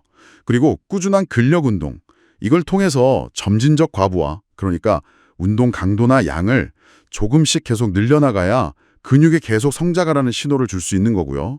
결국 보면 이 신체 재구성이라는 건 운동 초기나 어떤 특정 상황에서 좀 더 뚜렷하게 나타나는 현상이긴 해요. 하지만 왜 이런 현상이 나타나는지 이해하는 건 우리 모두에게 중요하다고 생각합니다. 네. 단기적인 결과에만 너무 집중하기보다는 우리 몸 상태랑 반응을 잘 관찰하면서 장기적으로 지속 가능한 운동 계획, 또 건강 목표를 세우는 것, 여기에 더 집중해야 한다는 걸 보여주는 거 아닐까요? 어쩌면 이게 더 중요한 인사이트일 수도 있겠습니다. 열심히 다이어트 하는데 어느 순간 진짜 체중계 바늘이 딱 멈춰버리는 그런 경험, 이거 정말 많으실 거예요. 네네. 분명 식단도 잘 지키고 운동도 하는데 왜 더 이상 안 빠질까? 답답하고 막 좌절스럽죠. 네, 이런 그 정책이 있잖아요. 이거 주요 원인 중 하나가 바로 우리 몸의 생존 전략인 대사 적응입니다. 메타볼릭 애댑테이션이라고 하죠. 대사 적응요? 네, 뭐 적응성 열발생 감소 이렇게도 부르는데요. 좀 쉽게 말하면 에너지 섭취를 딱 줄어드니까 우리 몸이 거기에 적응하면서 아예 스스로 에너지 소비를 확 줄여버리는 거예요. 에너지를 막 아끼라는 그런 본능 같은 거군요. 그렇죠. 구체적으로 어떤 에너지 소비가 줄어드는 건가요, 그러면? 여러 가지가 있는데요. 가만히 있어도 그냥 생명 유지를 위해 소모되는 에너지 있잖아요. 네, 기초 대사량. 기초 대사량 그게 줄어들 수 있고요. 또 우리가 몸 움직일 때 쓰는 활동 대사량, 심지어는 음식을 소화시키고 흡수하는 데 드는 에너지까지도 막 줄어들 수 있어요. 와, 몸이 되게 효율적으로 에너지를 아끼는 모드로 딱 바뀌는 거죠? 그렇다면 여기서 진짜 중요한 건 이게 뭐 의지가 부족하다거나 다이어트 실패했네? 이런 현상이 아니라는 거네요. 정확합니다. 오히려 우리 몸이 주어진 환경에 아주 영리하게 적응하고 있다. 이런 신호로 봐야 해요. 아하, 이걸 잘 모르고 그냥 무작정 더 굶어야 하나, 칼로리 더 줄이거나 운동 시간만 막 늘리는 건 글쎄요, 좋은 해결책이 아닐 수 있습니다. 네. 오히려 몸에 더 큰 스트레스만 주고 그 대사 적응이란 걸 더 심하게 만들 수도 있겠군요. 맞아요. 그러다 보면 결국 건강 해치거나 아니면 나 못해 하고 다이어트를 그냥 지속하기 어렵게 될 수도 있고요. 네, 맞습니다. 그래서 이 대사 적응이라는 현상, 이걸 좀 이해하고 좀 더 전략적으로 접근할 필요가 있어요. 다행히도 이 정체기를 극복할 몇 가지 효과적인 방법들이 있습니다. 어떤 방법들이 있을까요? 무작정 그냥 버티는 것 말고 다른 길이 있다니 다행이네요. 첫 번째로 한번 해볼 수 있는 게 다이어트 휴지기, 다이어트 브레이크라고 하죠. 다이어트 휴직이요? 네, 말 그대로 다이어트를 잠시 딱 멈추고요. 한 1주에서 2주 정도 일부러 칼로리 섭취량을 현재 체중을 유지할 수 있는 수준, 그러니까 유지 칼로리까지 늘리는 거예요. 잠시 숨을 고르는 시간이군요. 이게 근데 어떻게 정체기 극복에 도움이 되죠? 계속 칼로리 제한하니까 몸이 지쳐 있잖아요. 그 대사 시스템에 잠시 좀 안심해라, 이런 신호를 주는 거죠. 안심 신호요? 네, 에너지가 다시 충분히 들어온다 이렇게 느끼게 되면 몸이 그 에너지 절약 모드를 좀 풀고 대사율을 다시 정상으로 돌리려는 그런 경향이 있거든요. 그리고 뭐 심리적으로도 좋고요.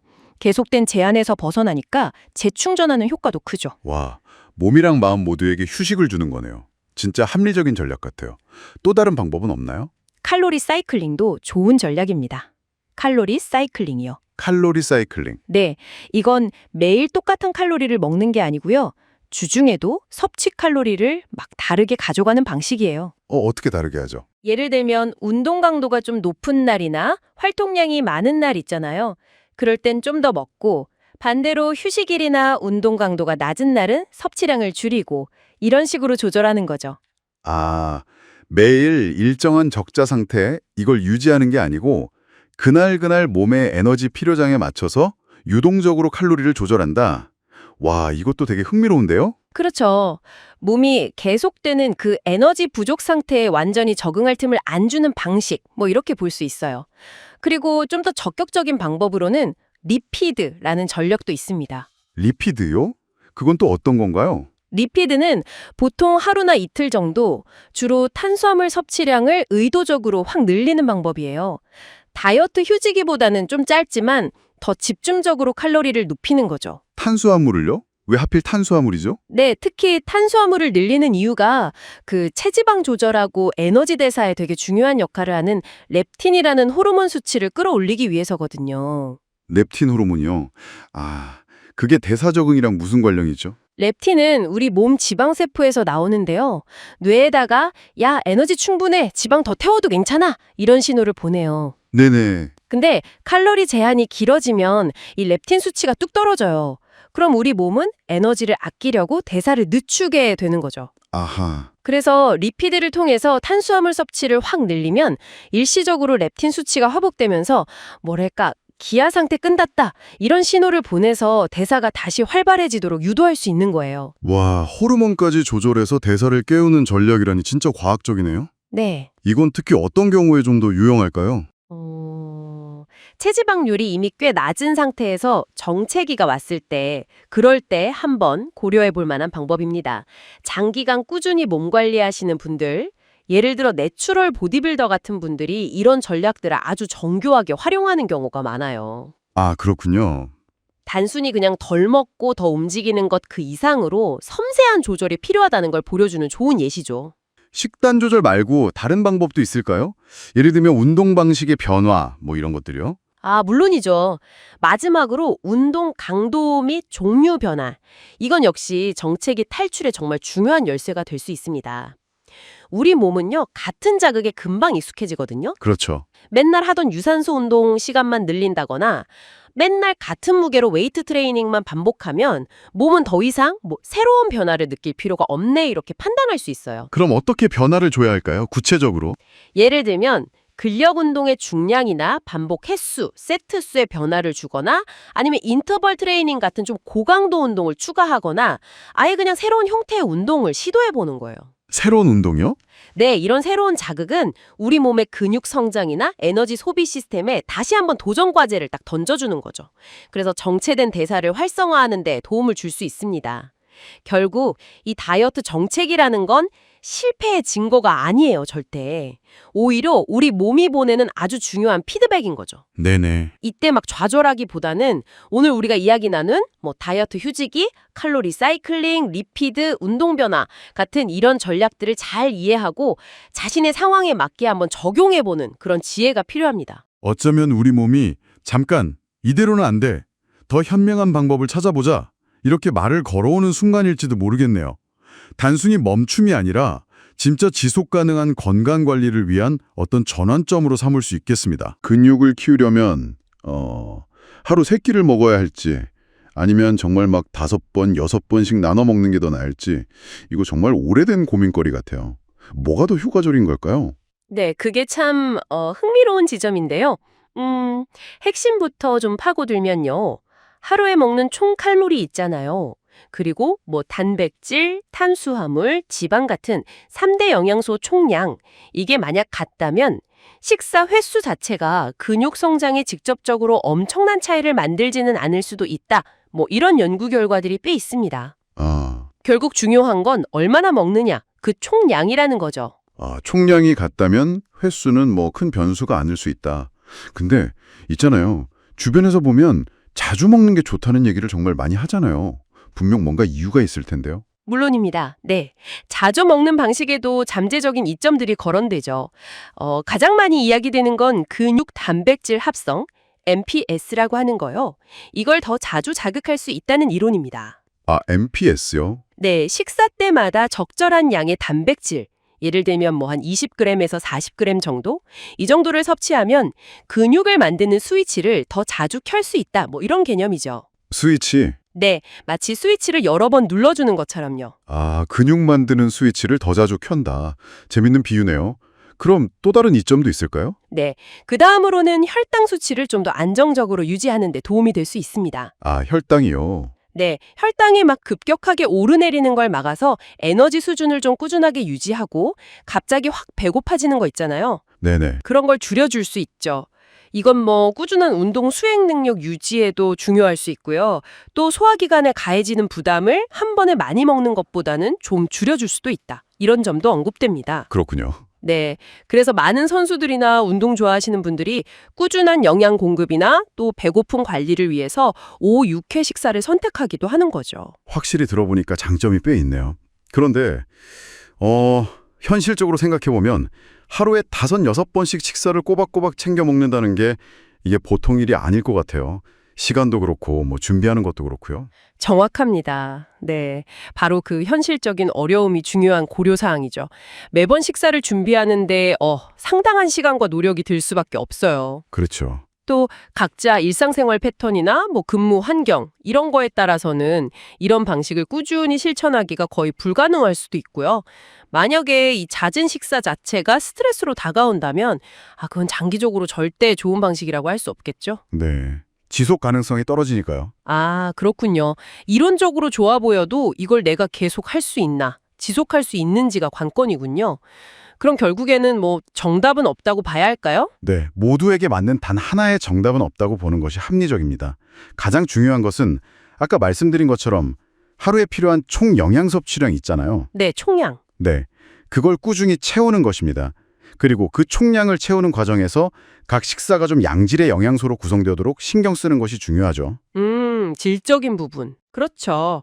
식사 횟수는 그래서 3번이든 6번이든 아니면 그 사이든 우리 생활 방식, 개인적인 선호도, 또 소화 능력, 그리고 무엇보다 이걸 내가 계속 할 수 있는가, 이 지속 가능성을 기준으로요. 가장 편안하고 효과적인 방식을 스스로 찾는 것이 현명합니다. 그리고 여기서 한 걸음 더 나아가서 생각해 볼 지점도 있습니다. 단순히 몇 번 먹느냐는 이 횟수 논쟁을 넘어서요. 각 식사의 질은 물론이고 그 식사가 하루 중 언제 이루어지는지, 타이밍.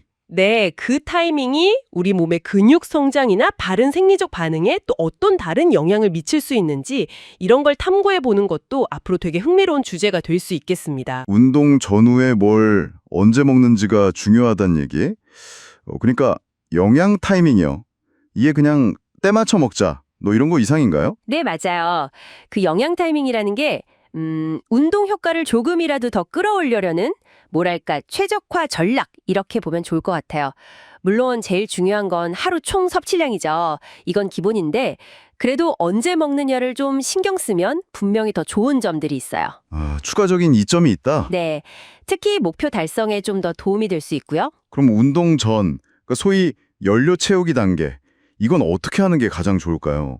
자동차 기름 넣듯이요. 네, 비유 좋네요. 보통 운동 시작하기 한 1시간에서 3시간. 그 정도 전에 탄수화물 위주로 드시고 약간의 단백질을 같이 먹는 게 좋아요. 탄수화물은 아시다시피 운동할 때 바로 쓰는 주 에너지원이잖아요.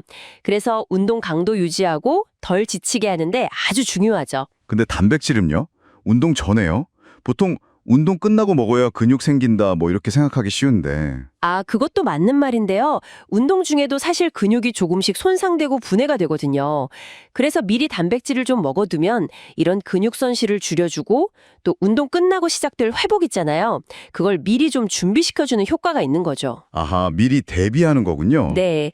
근데 조심할 건 운동 바로 직전에는 소화가 좀 오래 걸리는 지방이나 섬유질 많은 음식 이런 건 피하는 게 좋아요. 잘못하면 속이 좀 불편할 수 있거든요. 운동 중에 그러면 안 되잖아요. 그렇죠. 그럼 운동 중에는요. 헬스장 보면 운동하면서 단백질 쉐이크 드시는 분들 꽤 있더라고요. 이것도 꼭 필요한가요? 사실 대부분의 경우, 그러니까 1시간 내외로 하는 일반적인 근력 운동 있잖아요. 그런 경우엔 굳이 뭘 더 챙겨 먹을 필요는 없어요. 우리 몸에 저장된 에너지로도 충분하거든요. 그럼 어떨 때 먹어야 돼요? 운동 중에 뭔가 먹는 게 도움이 되는 경우가 따로 있나요? 네, 예를 들어 마라톤처럼 90분이 훌쩍 넘어가거나 아니면 정말 아주 강도 높게 운동을 할 때, 그럴 때는 좀 얘기가 달라요. 그럴 때는 BCAA 같은 거 있잖아요. 분지세 아미노산 아니면 흡수 빠른 스포츠 음료 형태의 탄수화물 이런 걸 조금씩 먹어주면 피로 회복에도 좋고 운동을 좀 더 길게 할 수 있게 도와주죠. 그렇군요. 길거나 아주 힘들 때. 네네. 그럼 이제 운동 후. 이게 진짜 많은 분들이 궁금해하시는 기회의 창.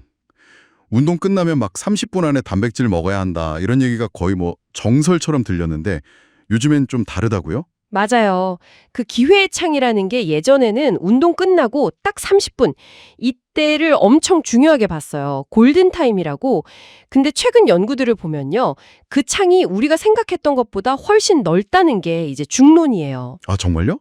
얼마나 넓어졌는데요? 운동 끝나고 한두 시간. 그 정도 안에는 괜찮고 심지어는 운동 전 식사까지 다 합쳐서 한 4시간 정도의 넓은 시간 안에만 챙겨 먹어도 충분히 효과를 볼 수 있다는 거죠. 예전 연구들은 주로 이제 공복 상태에서 운동한 경우를 많이 봐서 먹는 게 바로 중요했지만 운동 전에 이미 식사를 했다면 그 영양소가 계속 남아있으니까요. 와, 그럼 이제 운동 끝나고 막 허겁지겁 단백질 쉐이크부터 찾을 필요는 없겠네요. 시간 압박이 덜하다니 다행인데요. 네, 그렇죠. 그럼 그 시간 안에 뭘 먹는 게 제일 중요할까요? 핵심이 뭔가요? 핵심은 역시 두 가지입니다. 양질의 단백질 한 30g 정도, 그리고 적절한 양의 탄수화물. 이 두 가지예요. 탄수화물은 운동하면서 바닥난 근육 글리코겐 있잖아요. 에너지 저장고. 이걸 빨리 다시 채워줘서 회복을 돕고 다음 운동 준비하게 하고요. 단백질은 뭐 잘 아시겠지만 손상된 근육 조직 회복시키고 또 성장 촉진하고. 네. 그러니까 너무 조급할 필요는 없지만 그래도 먹긴 먹어야 한다. 회복과 성장을 위해서. 네, 맞습니다. 영양 보충 자체는 여전히 중요하죠. 그 점은 변함없어요. 정리해보면 이 영양 타이밍이라는 게 꼭 지켜야 하는 뭐랄까 법 같은 건 아니고 이미 전체 식단을 잘 챙기고 있다는 전제 하에 운동 효과를 조금 더 끌어올리기 위한 최적화 전략이다. 이렇게 보면 되겠네요. 약간의 유연성은 괜찮고요. 정확해요. 특히 운동 이제 막 시작하신 분들, 좋은 습관 만들려고 하시는 분들께는 이런 가이드라인이 분명 도움이 될 수 있습니다. 여기서 우리가 한 걸음 더 나아가서 생각해 볼 만한 지점은 단순히 언제 먹느냐는 타이밍뿐만이 아니라 바로 그 타이밍에 먹는 탄수화물과 단백질의 종류와 질이 과연 우리 몸의 회복 속도나 근육 성장 반응에 구체적으로 어떤 추가적인 차이를 만들어낼 수 있을까 하는 점이에요. 예를 들면 뭐 흡수 속도가 다른 탄수화물들 아니면 아미노산 조성이 좀 다른 단백질들 이런 것들이 장기적으로 봤을 때 어떤 영향을 줄지는 계속 흥미로운 연구 주제거든요. 우리 근육의 물이 약 76%나 된다는 거 이거 정말 놀랍지 않아요? 이게 단중히 생명 유지 이걸 넘어서 근육 성장이나 운동 능력에도 직접 영향을 준다는 거잖아요. 맞습니다. 물이라는 게, 그냥 뭐 갈증 날 때 마시는 거 그 이상이죠. 세포 기능을 제대로 유지하고 또 영양소랑 산소도 운반해야 하고 체온 조절, 관절 윤활. 진짜 우리 몸은 거의 모든 생리 과정이 핵심이에요. 근육이 잘 움직이고 또 크려면 필수적인 환경을 만들어주는 셈이죠. 근데 여기서 진짜 좀 주목해야 할 게 아주 약간만 탈수가 와도 운동 능력이 확 떨어진다는 거. 체중의 딱 2% 수분만 없어져도 운동 능력이 최대 25%까지요? 생각보다 엄청 민감한데요? 네, 그렇죠. 탈수가 되면 바로 혈액량부터 줄어들어요. 그럼 근육으로 가는 산소나 영양소 공급이 좀 더뎌지겠죠. 혈액량이 줄어서 그렇군요. 네. 그러니까 당연히 피로도 빨리 오고, 근육 경련 위험도 올라가고요. 심지어는 이게 가벼운 탈수만으로도요, 근육 단백질 분해가 좀 더 잘 일어나서 근성장을 방해할 수도 있다. 뭐 이런 연구도 있어요. 아니, 겨우 2% 부족한 걸로 그런 결과까지. 운동 효과 제대로 보려면 수분 관리가 정말 기본 중에 기본이네요, 진짜. 우리가 땀 흘리는 거 생각하면 더 그렇고요. 네네. 그래서 근성장이나 뭐 최고의 퍼포먼스를 내려면요, 좀 의식적으로 물을 마시는 전략이 필요해요. 보통 하루에 2, 3리터 이렇게 얘기는 하는데 이건 뭐 그냥 평균적인 거고요. 사람마다 활동량 다르고 날씨나 운동 강도 따라서 필요한 양은 확 달라지죠. 그럼 더 많이 필요할 수도 있겠네요. 그럼요. 격렬하게 운동하면 하루에 뭐 3.5리터, 많게는 7리터까지도 필요할 수 있다는 의견도 있습니다. 7리터요. 엄청나네요. 그럼 운동할 때는 구체적으로 어떻게 마시는 게 좋을까요? 뭐 언제 얼마나 마셔야 하는지 이런 게 중요할 것 같은데? 네, 계획적으로 마시는 게 중요합니다. 예를 들면 운동 시작하기 1시간 전쯤? 그때 한 600ml 정도를 미리 마셔두는 거죠. 미리요? 네. 그리고 운동 중에는 계속 땀으로 수분이 빠져나가니까 한 15분에서 20분 간격으로요. 150에서 250ml 정도. 이걸 규칙적으로 보충해 주는 게 핵심입니다. 중간중간 계속 마셔줘야 하는군요. 그렇죠. 그리고 운동 끝나고 나서도 중요해요. 땀으로 잃어버린 수분을 충분히 채워줘야 근육 회복도 잘 되거든요. 듣고 보니 일상생활에서도 그냥 꾸준히 마시는 습관 자체가 중요하겠네요. 바쁘면 진짜 깜빡하기 쉽잖아요. 맞아요. 그래서 뭐 물병 같은 거 그냥 늘 옆에 두는 거 이게 간단하지만 되게 효과적이에요. 눈에 보이면 마시게 되니까요. 그리고 자기 소변 색깔 체크하는 습관도 도움이 돼요. 소변 색깔이요? 네. 좀 맑은 레몬색? 그 정도면 괜찮은 거고 만약에 좀 진한 노란색이다? 이러면 물 좀 더 마셔야겠네. 이런 신호죠. 오, 좋은 팁인데요. 그리고 또 커피나 차처럼 약간 이뇨작용 있는 음료들 있잖아요. 그런 거 마시면 수분이 더 빠져나가니까 평소보다 물을 좀 더 신경 써서 마시는 게 좋습니다. 여기서 한 가지 더 좀 깊이 생각해 볼 지점이 있는데요. 이게 단순히 마시는 물의 양을 넘어서는 문제예요. 우리 몸이 언제 그리고 어떻게 이 물을 가장 효과적으로 근육 회복이나 성장에 써먹을 수 있느냐 하는 거죠. 예를 들어서 운동 끝나고 바로 어떤 특정 영양소랑 물을 같이 마셨을 때 이게 그냥 물만 마셨을 때랑 비교해서 흡수율이나 뭐 근육에서의 활용도 이런 면에서 어떤 차이가 있을 수 있을지 이런 걸 좀 더 탐구해 볼 가치가 있겠죠? 우리가 보통 탄수화물, 단백질, 지방 이 3대 영양소는 많이 신경 쓰잖아요. 네, 그렇죠. 에너지원이니까요. 근데 이거 말고도 우리 몸에 진짜 조금 필요하지만 없으면 큰일 나는 것들이 있다면서요. 아, 네. 바로 비타민이랑 미네랄, 흔히 미량 영양소라고 부르는 것들이죠. 미량 영양소. 양은 적어도 역할은 아주 크다는 거군요. 맞아요. 이게 뭐랄까, 직접 에너지를 막 내는 건 아니에요. 근데 우리가 먹은 음식들 있잖아요. 거기서 에너지를 만들고 또 그걸 쓰는 그 모든 과정에 아주 깊숙이 관여를 해요. 아, 과정에서요? 네. 예를 들면 뭐 혈액 속 산소 운반 돕는 거, 또 몸속 수분 균형 맞추는 거, 면역력 탄탄하게 지키는 거, 이런 거 다 미량 영양소가 하는 일이죠. 그렇군요.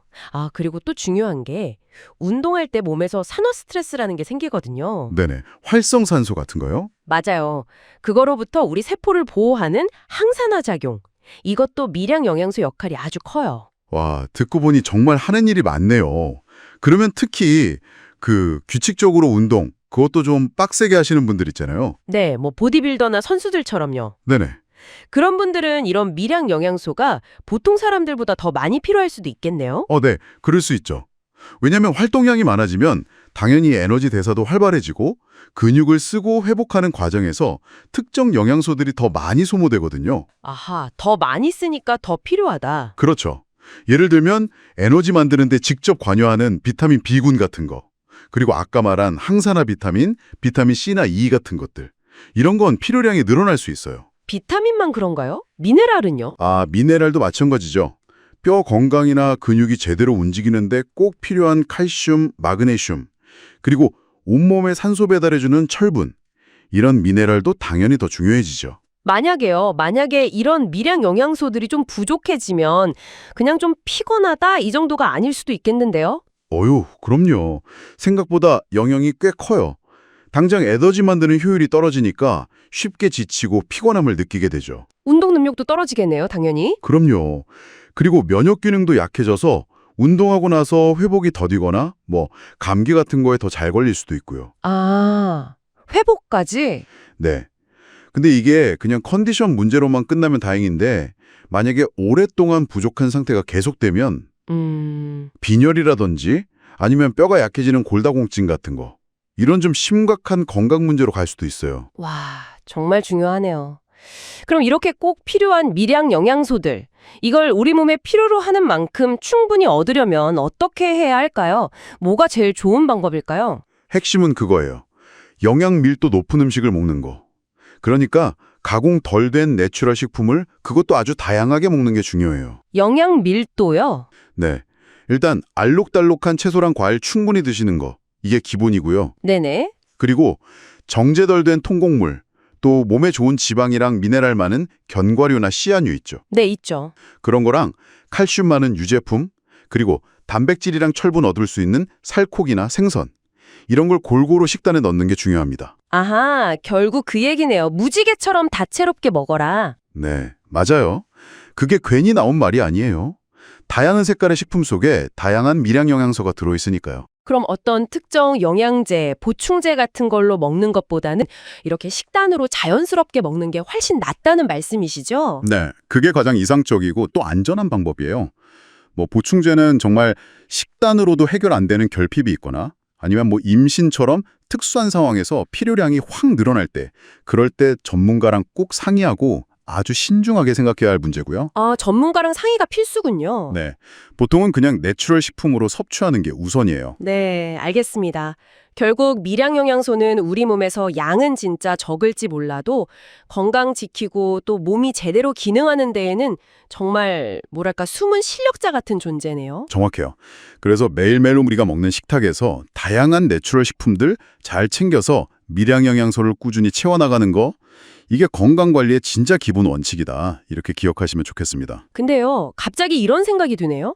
우리가 건강 생각해서 챙겨 먹는 이런 내추럴 식품들 있잖아요. 이게 과연 한 몇십 년 전 식품들이랑 똑같은 영양 가치를 가지고 있을까요? 그 점이요. 네.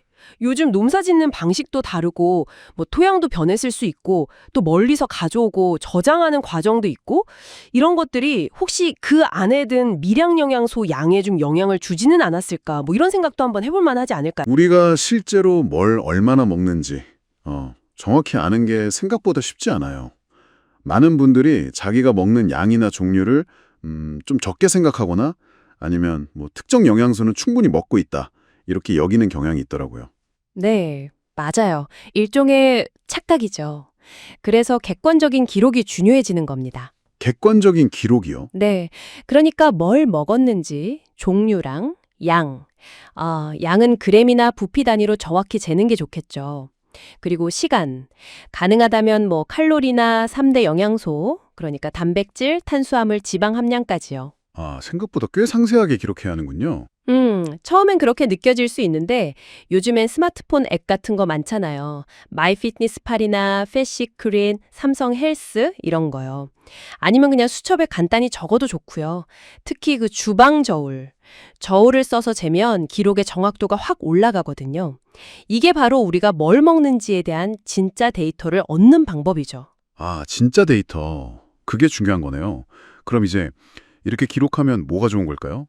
일단 내가 뭘 먹고 있는지 그 현재 상태를 객관적으로 딱 알 수 있게 되는 거군요. 그렇죠. 그래야 목표 달성을 위해서 뭘 바꿔야 할지 그 방향이 명확해지죠. 마치 지도 보는 것처럼요. 네네. 안개 속에서 지도를 얻는 기분이겠네요. 그리고 또 어떤 점이 좋을까요? 두 번째로는 특정 음식이나 뭐 식사 습관 같은 게 있잖아요. 그런 게 우리 컨디션이나 운동 능력 아니면 뭐 체성분 변화에 어떤 영향을 주는지 직접 관찰하고 연결 지어 볼 수 있게 돼요. 연결이요. 예를 들면요. 예를 들면 이 음식을 먹으니까 다음날 몸이 좀 가볍네 라던가 저녁에 탄수화물을 좀 줄였더니 체지방 감량이 좀 더 잘 되는 것 같아 이런 식으로요. 아하. 인과관계를 파악하는 거군요. 네, 그런 패턴 인식이 쌓이면 특히 그 변화가 좀 멈칫하는 정책이 있잖아요. 네네. 있죠. 힘들죠, 그때. 그때 아주 유용해요. 기록된 데이터가 문제 원인을 진단하고 해결책을 찾는데 아주 결정적인 단서가 되거든요. 이게 세 번째 장점이라고 할 수 있겠네요. 와, 정책이 극복에도 도움이 된다니 정말 중요하네요. 그리고 네 번째는 목표 달성 과정을 눈으로 직접 확인하니까요. 동기부여 유지에 정말 큰 도움이 돼요. 맞아요. 그래프 같은 걸로 체중 변화를 보거나 하면 힘이 나죠. 그렇죠. 처음에는 사실 좀 귀찮죠. 매번 기록하는 게. 네, 솔직히 좀 번거로울 것 같아요. 하지만 완벽하게 다 기록 못해도 괜찮아요. 중요한 건 꾸준히 하려는 그 노력 자체거든요. 꾸준함이 중요하군요. 네. 그러다 보면 기록을 통해서 변화하는 내 모습을 직접 보면서 동기부여도 얻게 되고요.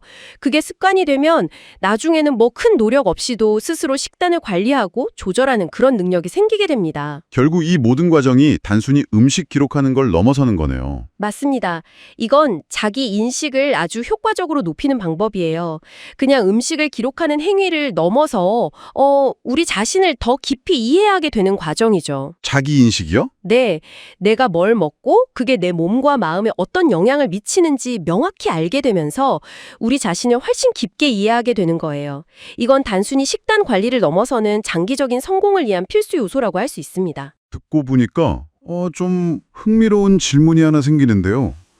이렇게 식단을 통해서 얻게 되는 상세한 자기 인식이랑 또 데이터 기반으로 문제를 해결하는 능력이요. 이게 과연 식단 관리에만 해당될까요? 그거 정말 좋은 질문인데요. 자신의 패턴을 객관적으로 인지하고 또 데이터를 통해서 개선점을 찾아나가는 이 과정 자체가요. 글쎄요, 어쩌면 우리 삶의 다른 목표 설정이나 뭐 시간 관리, 감정 조절 같은 다른 자기 관리 영역으로도 충분히 확장할 수 있지 않을까요? 스스로에 대한 깊은 이해가 다른 분야에서의 성장으로 이어질 가능성? 저는 충분히 열려 있다고 봅니다. 내추럴 보디빌딩 시작하시는 분들 보면 처음엔 무조건 적게 먹어야 근육이 선명해진다 이런 생각하시는 경우가 꽤 있는 것 같아요. 특히 칼로리 그리고 탄수화물은 거의 뭐 공포의 대상 이렇게 여기는 것 같고요. 네. 그 마음은 충분히 이해가 가는데 사실 근육 성장을 목표로 한다면 이게 좀 함정이 될 수 있어요. 우리 몸이 기본적인 에너지가 필요하잖아요. 기초 대사량이라고 하죠. 근데 그거보다 적게 먹으면 몸이 에너지를 아끼려고 신진대사 자체를 좀 늦춰버려요. 아, 에너지를 안 쓰려고 하는 거군요. 네, 그렇죠. 그러다가 결국엔 에너지가 부족하니까 비축해둔 근육을 분해해서 세기 시작하는 거죠. 그게 말로만 듣던 근손실이네요. 맞습니다. 그걸 근손실이라고 하죠. 장기적으로 보면 이게 오히려 살이 더 쉽게 찌는 체질로 바뀔 수도 있고요. 운동할 때 힘도 당연히 부족해지겠어요. 그죠? 탄수화물이 주 에너지원인데 그걸 너무 안 먹으면 퍼포먼스가 떨어질 수밖에 없겠네요. 그럼요. 운동 수행 능력 저하는 기본이고 영양 불균형 때문에 면역력이 약해진다거나 뭐 호르몬 밸런스가 깨질 수도 있어요. 아, 그리고 무엇보다 너무 힘들어요. 지속하기가 어렵죠. 심리적으로도 그렇고. 그럼 어떻게 접근해야 할까요? 무작정 굶는 건 답이 아닌 것 같은데? 그래서 접근법을 좀 바꿔야 합니다. 일단 본인의 총 일일 에너지 소비량, TDE라고 부르는데 이걸 파악하는 게 중요해요. TDE요?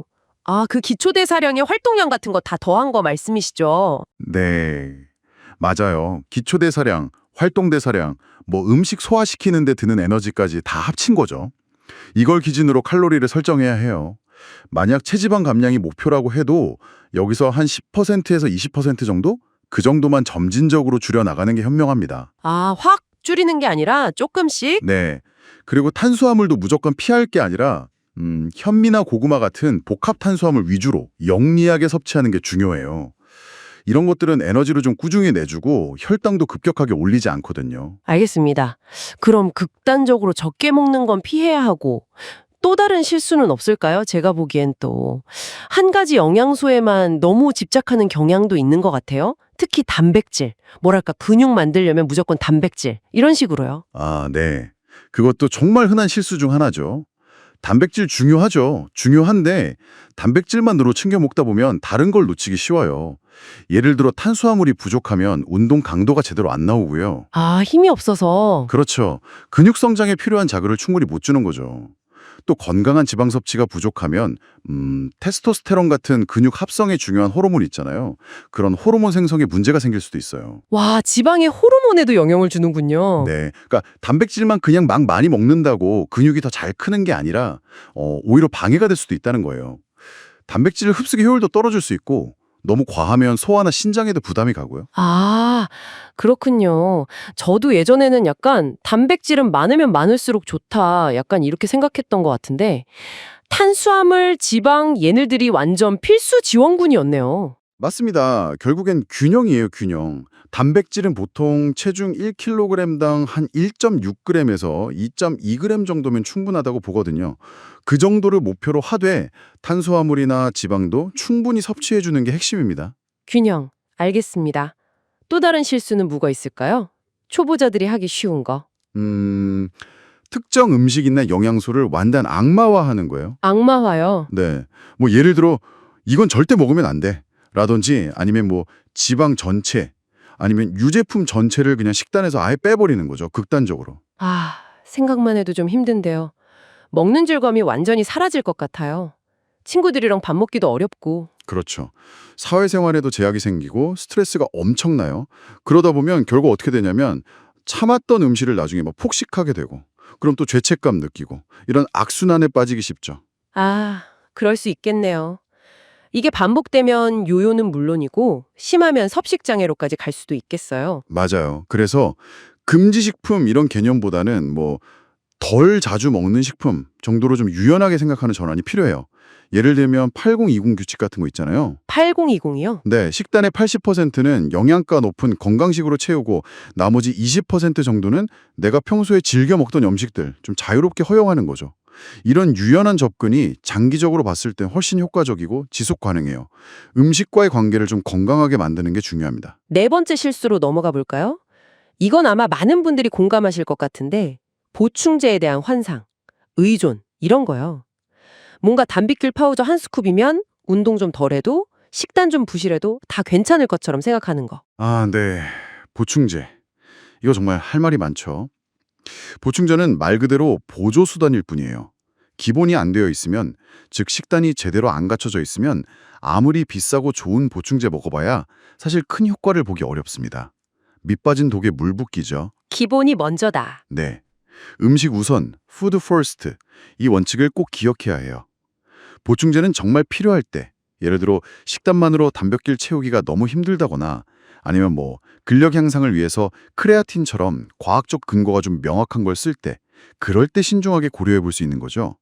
하지만 막 화려한 광고나 마케팅에 혹해서 우선순위를 잘못 두면 안 돼요. 그렇죠. 가장 중요하고 강력한 보충제는 결국 잘 짜인 식단, 꾸준한 훈련, 그리고 충분한 휴식입니다. 이걸 잊으면 안 돼요. 결국 기본에 충실해야 한다는 말씀이시네요. 자, 그럼 마지막 실수. 이것도 정말 중요한 것 같은데 단기 결과에 너무 조급해야 하는 거요. 한두 달 만에 몸이 막 드라마틱하게 바뀔 거라고 기대하는 거.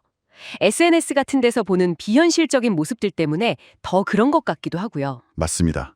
이게 어쩌면 가장 큰 걸림돌일 수도 있어요. 내추럴 보디빌딩은요, 100m 달리기가 아니에요. 마라톤에 가깝죠. 정말 의미 있는 몸의 변화를 만들려면 상당한 시간과 꾸준한 노력이 필요하거든요. 그렇죠. 시간이 걸릴 수밖에 없는데. 네. 그런데 조급해하면 무리한 계획을 세우게 되고 그러다 부상 위험도 높아지고 또 기대만큼 빨리 결과가 안 나오면 쉽게 좌절하고 포기하게 돼요. 그럼 어떤 마음가짐을 가져야 할까요? 이 조급함을 좀 다스리려면. 일단 현실적인 목표를 세우는 게 중요해요. 단기 목표, 장기 목표 둘 다요. 그리고 결과 자체에 너무 매달리기보다는 과정에 좀 더 집중하는 태도가 필요합니다. 예를 들어서 지난주보다 벤치프레스를 2.5kg 더 들었다거나 스쿼트 자세가 좀 더 안정적이 됐다거나 이런 작은 성공들 있잖아요. 네네, 작은 발전들. 네, 그런 걸 인식하고 스스로 좀 칭찬해주고 격려하는 거죠. 그리고 운동 일지나 식단 일지, 또 주기적으로 사진을 찍어두는 것도 도움이 많이 돼요. 기록하는 거요? 네, 당장은 막 눈에 띄는 변화가 없어 보여도 몇 달 전, 1년 전 기록이랑 비교해보면 분명히 발전한 게 보이거든요. 그런 객관적인 변화를 확인하면서 동기부여를 얻는 거죠. 노력하면 나아질 수 있다는 그런 성장형 마인드셋. 그걸 가지고 그냥 꾸준히 묵묵히 해나가는 게 중요합니다. 인내심을 가지고 이 과정을 즐기다 보면 몸의 성장뿐 아니라 내적인 성장도 분명히 따라올 거예요. 잠깐 반짝하는 다이어트에 혹했다가 금세 요요 현상을 겪거나 아님 음식 때문에 스트레스 받는 경험 우리 중 많은 분들이 공감하실 거예요. 네, 맞아요. 특히 원푸드 다이어트나 칼로리를 극단적으로 제한하는 방식들, 그런 거 있잖아요. 네네. 그런 것들이요. 근데 이런 방법들은 왜 꾸준히 이어가기가 어려울까요? 단기적인 체중 변화는 있을 수 있죠. 근데 이게 영양 불균형을 초래하거나 오히려 건강을 해치는 경우가 대부분이거든요. 건강 문제군요. 네. 더 근본적인 문제는 이런 방식들은 뭐랄까 평생 지속 가능한 삶의 방식이 아니라는 점이에요. 평생 지속 가능하지 않다. 그렇죠. 핵심은 짧은 다이어트 이벤트가 아니고요. 우리 삶에 자연스럽게 스며드는 건강한 식습관, 이걸 만드는 데 있습니다. 평생 지속 가능한 식습관이라 듣기만 해도 좀 막연하게 느껴지기도 하는데요. 구체적으로 어떤 원칙들을 생각해 볼 수 있을까요? 네, 중요한 몇 가지 원칙이 있습니다. 첫 번째는요, 균형이에요. 균형이요? 네. 단순히 탄수화물, 단백질, 지방 비율만 맞추는 게 아니라 어떤 종류의 영양소를 섭취하는지도 중요해요. 영양소의 질까지. 그렇죠.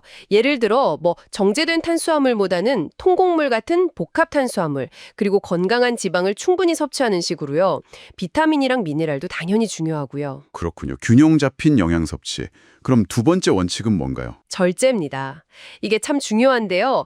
흔히 나쁜 음식이라고들 하잖아요. 네, 그렇죠. 먹으면 안 되는 음식처럼. 근데 사실 특정 음식이 절대적으로 나쁘다기보다는 어떻게 얼마나 자주 먹느냐, 즉 식습관이 문제인 경우가 훨씬 많아요. 식습관이 문제다. 네, 좋아하는 음식도 적당량 즐길 줄 아는 거. 이게 과식이나 폭식으로 이어지는 고리를 끊는 열쇠가 될 수 있습니다. 나쁜 음식은 없다, 나쁜 식습관만 있을 뿐이다. 이 관점이 중요하겠네요. 그럼 세 번째 원칙은요? 다양성입니다. 매일 똑같은 음식만 먹으면 영양적으로도 편중되기 쉽고 무엇보다 먹는 즐거움이 줄어들잖아요. 맞아요. 진리죠. 네, 다양한 종류의 내추럴 식품, 예를 들어 여러 가지 색깔의 채소나 과일, 다양한 단백질원, 이런 걸 식단에 포함시키면 필요한 영양소를 골고루 섭취하는 건 물론이고 식사 시간이 더 즐거워질 수 있죠. 네 번째 원칙은 어떤 건가요? 앞서 말한 원칙들이랑 어떻게 연결될까요? 바로 개인화예요. 개인화. 개인화요? 네. 아무리 좋은 식단 원칙이라도 모든 사람에게 똑같이 적용될 수는 없거든요. 각자 건강 상태, 활동량, 좋아하는 음식, 생활 방식이 다 다르니까요. 사람마다 다 다르니까요. 그렇죠. 그래서 자신에게 맞는 포만감을 주는 식사량은 어느 정도인지, 또 어떤 음식을 먹었을 때 속이 편안하고 에너지가 나는지, 이런 걸 스스로 관찰하고 조절하는 과정이 꼭 필요해요. 아, 나에게 맞는 답을 찾아가는 과정이군요. 그럼 마지막 원칙은 뭔가요? 어쩌면 이게 가장 중요할 수도 있는데요. 바로 즐거움입니다. 즐거움이요. 먹는 즐거움. 네. 건강하게 먹는 것이 맛없고 괴로운 일이 되어서는 안 돼요. 억지로 참고 견디는 방식은 절대 오래갈 수 없잖아요. 맞아요. 금방 포기하게 되죠. 네. 우리가 건강하면서도 맛있게 즐길 수 있는 음식을 찾고 식사 자체를 긍정적인 경험으로 만드는 것이 중요합니다. 그래야 스트레스 없이 지속할 수 있으니까요. 원칙들은 정말 중요한 것 같은데 막상 시작하려고 하면 뭐부터 해야 할지 막막할 때가 많아요. 당장 식당을 완벽하게 바꾸는 건 어려울 것 같은데요. 맞아요. 그래서 완벽주의를 버리고 점진적인 접근이 필요합니다. 점진적으로? 네. 처음부터 모든 걸 바꾸려고 하기보다는 아주 작은 변화 하나부터 시작하는 거죠. 예를 들어 평소 마시던 설탕 든 음료를 물이나 차로 바꿔보는 것. 아, 작은 것부터. 혹은 매 끼니 채소를 조금씩 더 챙겨 먹는 습관을 들이는 식으로요. 가공식품 섭취 횟수를 일주일에 한 번 줄여보는 것도 좋은 시작이 될 수 있어요. 작은 성공 경험을 쌓아가는 거군요. 그런데 살다 보면 친구들이랑 외식할 때도 있고 뭐 명절이나 기념일처럼 특별한 날도 있잖아요. 그럴 땐 어떻게 하는 게 좋을까요? 그럴 때를 위한 유연성이 필요합니다. 유연성. 유연성이요? 네. 특별한 날에는 즐겁게 식사하되 그 이후 다시 평소의 건강한 식사 패턴으로 돌아올 수 있는 회복 탄력성. 이걸 기르는 것이 중요해요. 아, 회복 탄력성, 다시 돌아올 수 있는 힘. 그렇죠. 한두 번의 예외 때문에 다 망쳤다. 이렇게 자책하기보다는 괜찮아, 다시 건강한 선택을 하면 돼. 이런 긍정적인 마음가짐이 필요합니다. 네, 그게 중요하겠네요. 이게 바로 스트레스 없이 장기적으로 건강한 식습관과 생활 방식을 우리 삶의 일부로 만드는 핵심이에요. 결국 우리의 목표는 이러한 건강한 선택들이 더 이상 어떤 의식적인 노력이 아니라 마치 숨 쉬는 것처럼 자연스러운 일상이 되도록 하는 것이죠. 보디빌딩 식단하면 보통 닭가슴살, 고구마, 뭐 브로콜리 이런 조합 많이 생각하잖아요. 근데 이게 좀 물릴 때가 있어요. 그렇죠. 매일 먹기엔 좀 힘들 수 있죠. 근데 우리가 매일 먹는 한식으로도 근육 만드는 데 도움이 되는 식단을 짤 수 있지 않을까 이런 생각이 들더라고요. 그냥 건강식이 아니라 진짜 보디빌딩 목표에 맞게 한식을 좀 똑똑하게 활용하는 법? 오늘 그거 좀 파헤쳐보죠. 네, 아주 흥미로운 접근이에요. 이게 단순히 칼로리 맞추는 걸 넘어서 한식 자체가 가진 특징들이 있잖아요. 예를 들면 뭐 탄수화물 종류라던가 발효 음식이라던가 조리법 같은 거요. 이런 걸 잘 이해하는 게 중요해요. 왜냐하면 이게 우리 몸에서 영양소를 어떻게 흡수하고 에너지를 어떻게 쓰는지에 직접 영향을 주거든요. 아, 그렇군요. 그리고 무엇보다 우리가 평소에 먹던 익숙한 음식이니까 훨씬 즐겁고 그리고 또 꾸준히 식단을 이어갈 수 있다는 장점이 있죠. 맞아요. 지속 가능성 중요하죠. 그럼 제일 기본 밥부터 시작해 볼까요? 한국에는 역시 밥심인데 보디빌딩 할 때는 밥 어떻게 먹어야 할까요? 백미밥은 좀 피해야 하나요? 네, 그 점이 중요해요. 아무래도 백미밥보다는 현미밥이나 아니면 뭐 잡곡밥, 퀴노아밥 이런 통곡물류가 훨씬 좋아요. 이런 것들은 식이섬유도 많고 마그네슘 같은 미량 영양소도 풍부하고요. 아, 식이섬유. 네, 그리고 혈당을 좀 천천히 올려주니까 에너지를 꾸준히 쓸 수 있게 도와주죠. 운동할 때도 좋고 불필요한 지방 쌓이는 것도 막아주고요. 그럼 양은 어느 정도로? 섭취량은 당연히 개인 목표나 활동량에 맞춰서 조절해야 하고요. 알겠습니다. 그럼 김치나 된장, 고추장 같은 거요. 한식의 정말 자랑이잖아요. 유산균 많아서 장에 좋다고 하고. 네, 그렇죠. 근데 보디빌딩 관점에서 보면 이건 어떤가요? 나트륨이 좀 걸리긴 하는데요. 네, 바로 그 지점이에요. 그 균형을 잘 잡아야 하는데요. 김치에 있는 프로바이오틱스가 장 건강을 좋게 해서 영양소 흡수율을 높이는 데 도움을 줄 수 있어요. 이건 뭐 근육 만드는 데 필요한 단백질이나 다른 영양소 활용에도 좋은 영향을 줄 수 있죠. 오, 장 건강이 흡수율까지. 그렇죠. 근데 말씀하신 대로 나트륨 함량은 진짜 주의해야 해요. 너무 많이 먹으면 몸이 붓고 근육 선명도도 떨어질 수 있거든요. 혈압에도 안 좋고요. 그럼 어떡해요? 아예 먹지 말아야 하나요? 아니요, 그럴 필요까지는 없고요. 먹는 양을 좀 줄이거나 아니면 요즘 저염 제품들도 잘 나오잖아요. 그런 걸 활용하는 지혜가 필요하죠. 하긴 요즘 저염 된장, 고추장 많더라고요. 국이나 찌개는요. 이것도 나트륨 대마왕 아닌가요? 국물까지 다 마시면 뭐... 맞아요.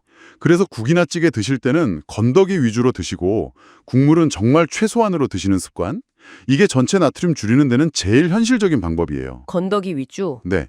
아니면 애초에 좀 맑은 국을 선택하거나 집에서 끓일 때 소금이나 간장량을 좀 줄이는 거죠. 이게 몸속 수분 균형이나 전해질 농도에도 영향을 줘서 근육 기능하고도 연결되거든요. 그렇군요. 국물은 좀 참는 걸로. 반면에 나물 반찬은 정말 좋은 것 같아요. 종류도 엄청 많고 색결도 예쁘고 영양적으로도 좋죠. 아, 나물은 정말 보물이죠. 종류별로 다양한 비타민, 미네랄, 그리고 식이섬유가 엄청 풍부해요. 특히 칼륨 같은 거, 근육 수축이나 신경 기능에 중요하거든요. 오, 칼륨. 네, 식이섬유는 뭐 혈당 조절, 소화 건강에 필수고요. 근데 이것도 조리법이 중요해요. 아, 조리법이요? 네, 볶거나 할 때 참기름, 들기름 너무 많이 쓰거나 설탕, 소금 간을 세게 하면 좀 그렇죠. 데치거나 그냥 가볍게 무치는 방식, 담백하게 먹는 게 제일 좋아요. 데치거나 무치는 거. 오케이. 그럼 이제 핵심. 단백질 가볼까요? 한식에는 불고기, 제육볶음처럼 양념된 고기 요리가 진짜 많잖아요. 맛있는데 이런 건 좀 피해야 할까요? 아무래도 근육 성장이나 회복을 생각하면 지방이 적은 살코기 위주로 단백질을 먹는 게 중요하죠. 양념된 고기, 물론 맛있죠. 근데 보통 설탕이나 나트륨 함량이 높고 조리할 때 기름도 많이 들어가잖아요. 그렇죠. 밥 비벼 먹으면 진짜 맛있는데. 네, 그래서 가능하면 양념 없이 그냥 굽거나 찌거나 삶는 방식, 수육 같은 거요. 그런 살코기나 생선이 훨씬 효과적이에요. 두부나 계란, 콩 같은 식물성 단백질도 물론 아주 좋고요. 조리 방식이 중요하네요. 네, 어떻게 조리하느냐에 따라 칼로리나 지방 함량이 확 달라지니까요. 늘 신경 써야 해요. 아, 그리고 해조류요. 김이나 미역, 다시마 같은 거요. 이것도 식단에 넣으면 좋다던데요. 맞아요. 해조류, 특히 요오드가 풍부하잖아요. 요오드. 네, 이게 갑상선 호르몬 만드는데 꼭 필요한데 이 호르몬이 우리 몸 신진대사율, 그러니까 에너지 얼마나 빨리 쓰는지 조절하는 데 중요한 역할을 하거든요. 꾸준히 먹으면 전체적인 에너지 대사 관리에 도움이 될 수 있어요. 미네랄이나 식이섬유도 많고요. 그렇군요. 김이랑 미역국 좀 자주 먹어야겠네요. 그럼 밖에 나가서 밥 먹을 때 한식 메뉴 중에서는 어떤 걸 고르는 게 좀 스마트할까요? 고르기 어려울 것 같기도 하고. 의외로 괜찮은 선택지가 꽤 있어요. 예를 들면 비빔밥. 나물이랑 채소가 많으니까 좋죠. 아, 비빔밥? 네. 근데 고추장 양은 좀 조절하고 단백질 보충하게 계란 프라이나 고기 고명 같은 거 추가하면 더 좋고요. 생선구이 정식도 아주 훌륭하죠. 생선구이. 담백하고 좋네요. 그리고 샤브샤브 같은 거요. 국물은 좀 덜 먹고 채소랑 살코기 위주로 먹으면 정말 좋은 메뉴가 돼요. 쌈밥 정식도 신선한 채소랑 단백질 같이 먹기 좋고요. 오, 생각보다 많네요. 샤브샤브, 썸밥. 네, 핵심은 결국 한식의 장점, 그러니까 다양한 채소나 발효식품 같은 건 살리면서 단점인 나트륨이나 조리할 때 들어가는 설탕, 기름 이런 걸 좀 의식적으로 조절하는 거. 이게 바로 스마트한 한식 활용법이라고 할 수 있겠네요. 마지막으로 한 가지만 더 덧붙이자면요. 한식은 보통 밥이랑 메인 요리 하나만 먹는 게 아니라 여러 가지 반찬을 같이 먹잖아요. 그렇죠.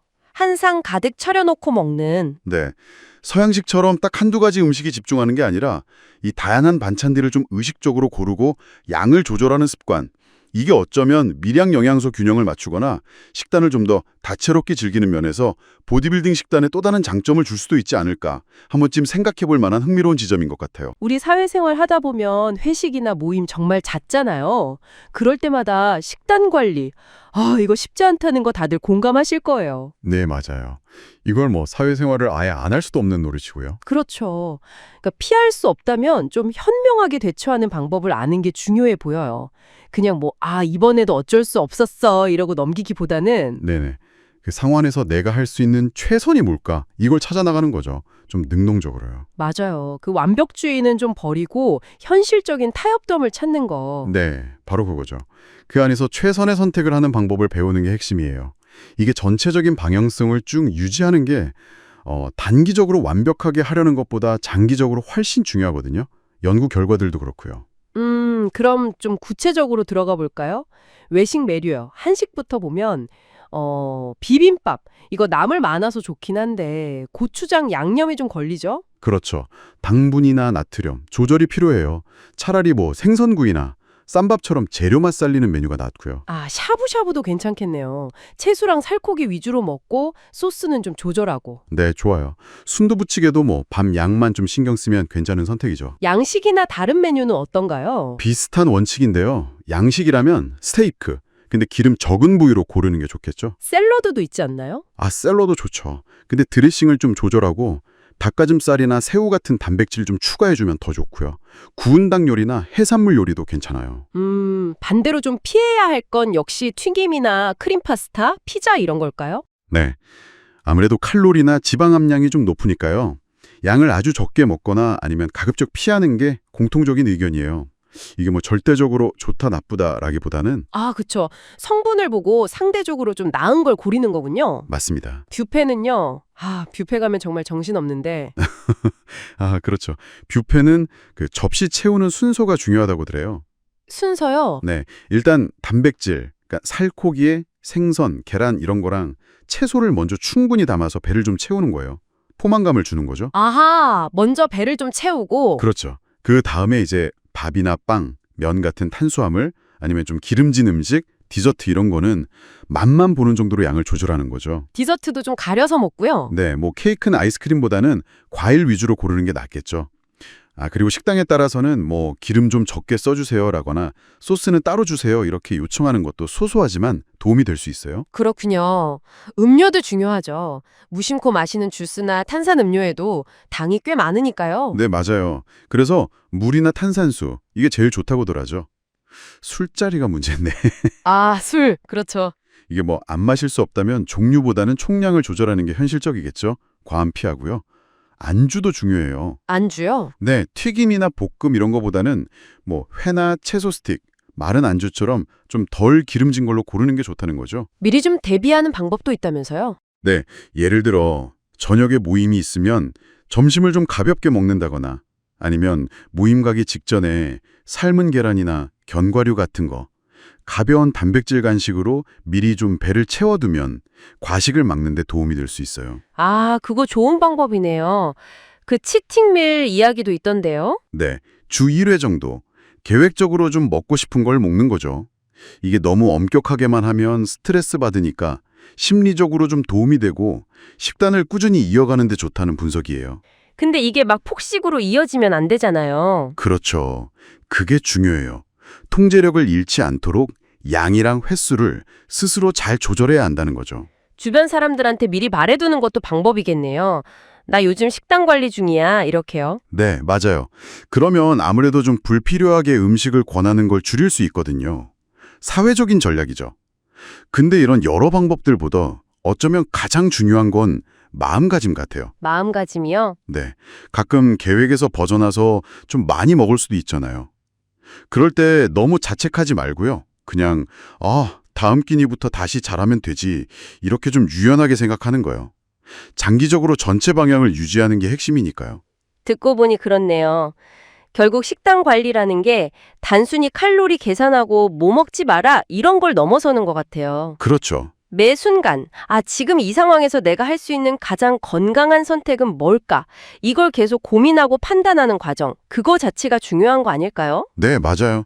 어쩌면 이게 우리 삶의 다른 부분에서도 필요한 그런 현명한 선택을 계속 연습하는 과정일 수도 있겠네요. 많은 분들이 영양과 운동 계획에는 정말 세심한 주의를 기울이시죠. 네, 맞아요. 그런데 의외로 스트레스 관리나 잠의 중요성은 좀 뒷전으로 밀리는 경우가 많은 것 같아요. 네, 그렇죠. 하지만 이 두 가지가 우리 몸의 회복, 호르몬 균형, 심지어 식단 관리 성공에까지 정말 큰 영향을 미친다는 점. 이게 핵심입니다.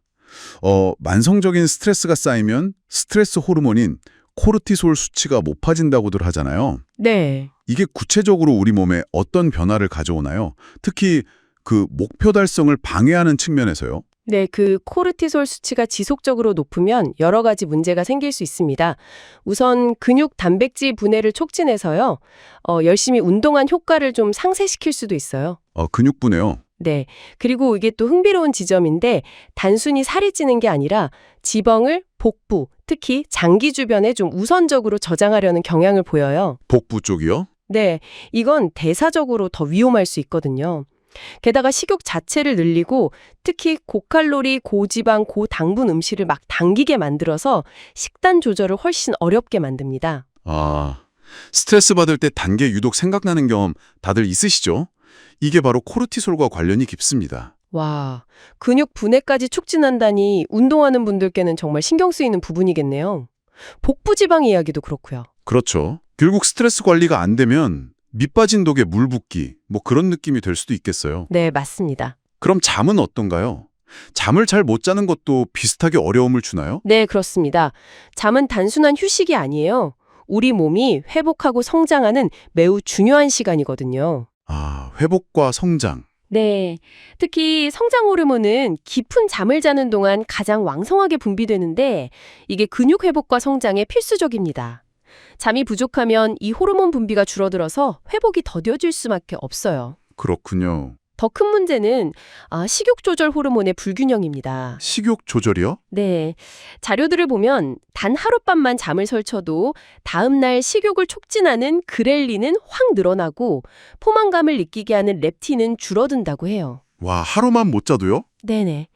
이러니 다음 날 종일 배고픔을 더 느끼고 뭘 먹어도 만족감이 덜해서 과식하기 쉬워지는 거죠. 아, 이게 뭐 의지력 문제가 아니라 사실 호르몬의 장난인 셈입니다. 하루만 못 자도 그렇다니 정말 놀라운데요.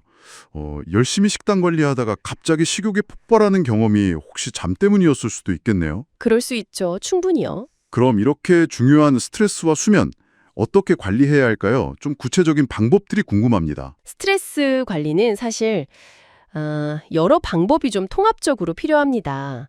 꾸준한 운동은 그 자체로 훌륭한 스트레스 해소법이지만 너무 과도가면 오히려 몸에 스트레스를 주니까 충분한 휴식이 반드시 병행되어야 하고요. 아, 운동과 휴식의 균형이 중요하군요. 네, 그렇죠. 그리고 명상이나 요가, 깊은 호흡 같은 이완기법을 꾸준히 실천하는 것도 신경계를 안정시키는 데 도움이 됩니다. 꼭 거창한 게 아니라더라도 즐거움을 느끼는 취미 활동에 시간을 투자하거나 친구나 가족들과 긍정적인 관계를 유지하는 것 역시 정신적인 완충 역할을 해줍니다. 네네. 자신에게 맞는 방법을 찾는 게 중요해요. 운동, 휴식, 이완기법, 그리고 즐거운 활동까지 결국 몸과 마음을 좀 두루 돌보는 거군요. 맞습니다. 스트레스 관리가 그렇다면 질 좋은 수면을 확보하기 위한 현실적인 팁은 어떤 게 있을까요? 수면의 질을 높이는 것도 사실 습관의 문제입니다. 가장 기본은 매일 비슷한 시간에 잠자리에 들고 일어나는 규칙적인 패턴을 만드는 것이고요. 아, 규칙적인 수면 시간. 네.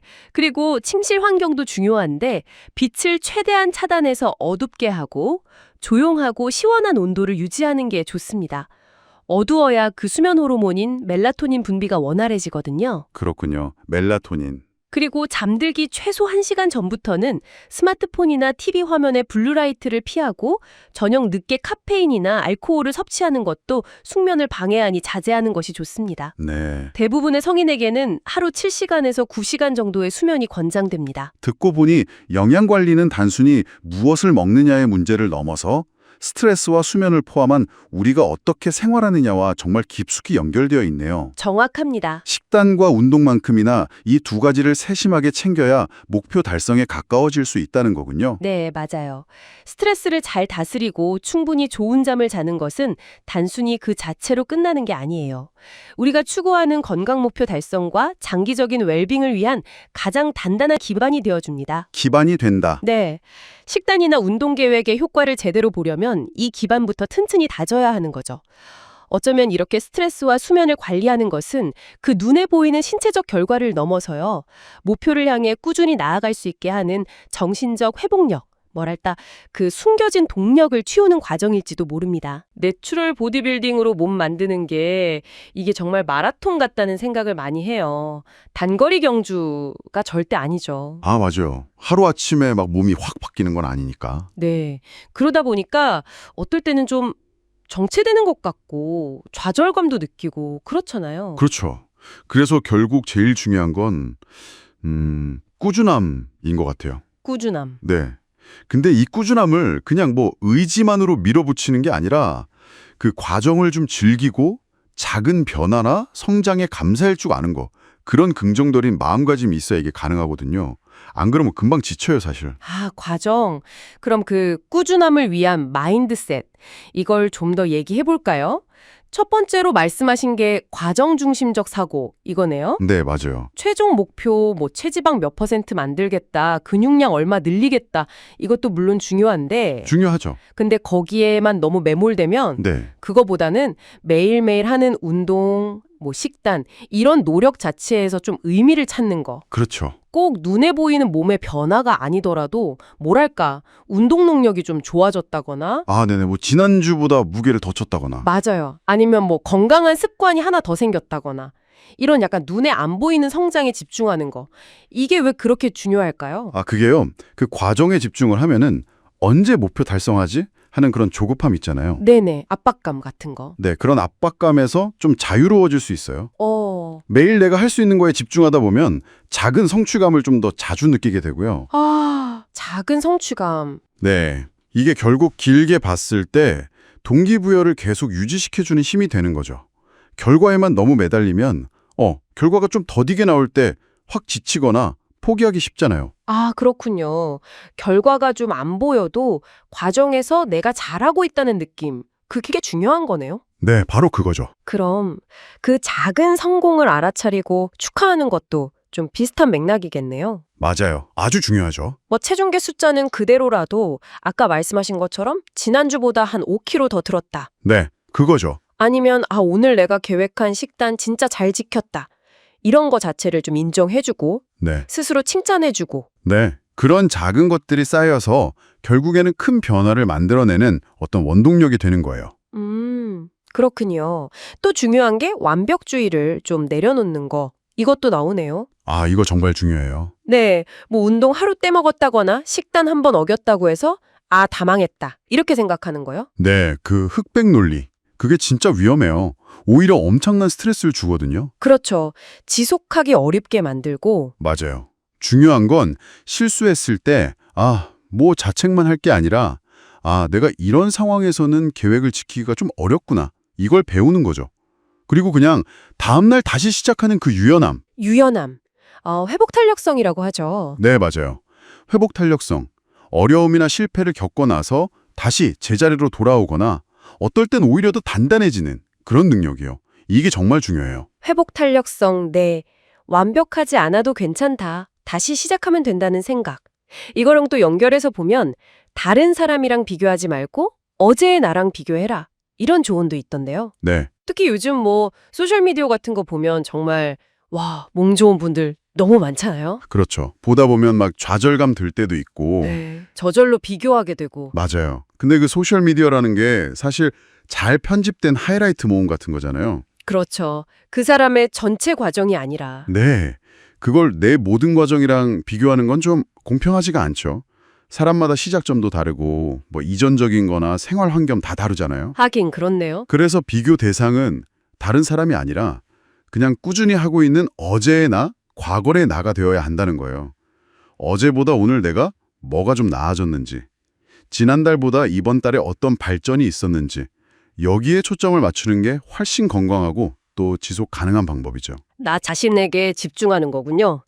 그러면서 스스로에게 좀 긍정적인 말을 해주는 것도 중요하다고요. 뭐 나는 할 수 있다.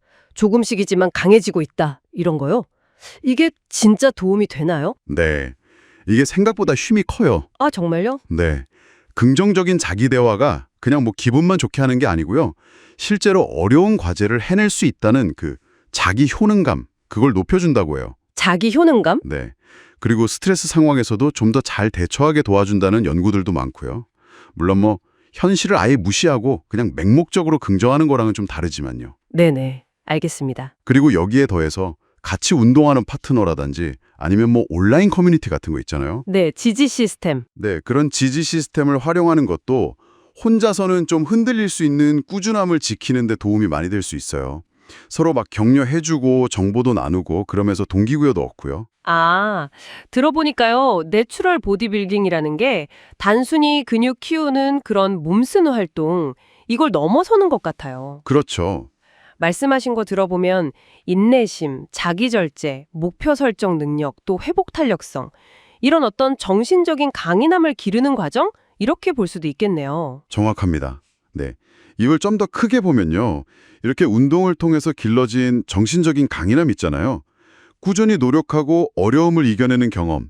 이게 뭐 운동뿐만 아니라 아, 다른 분야에서도 네. 뭐 직장에서의 목표 달성이라든지 학업이라든지 우리 삶의 다른 도전적인 영역에서도 분명히 긍정적인 영향을 줄 수 있다는 거죠. 몸을 만드는 과정이 결국 마음까지 단련시키는 거예요.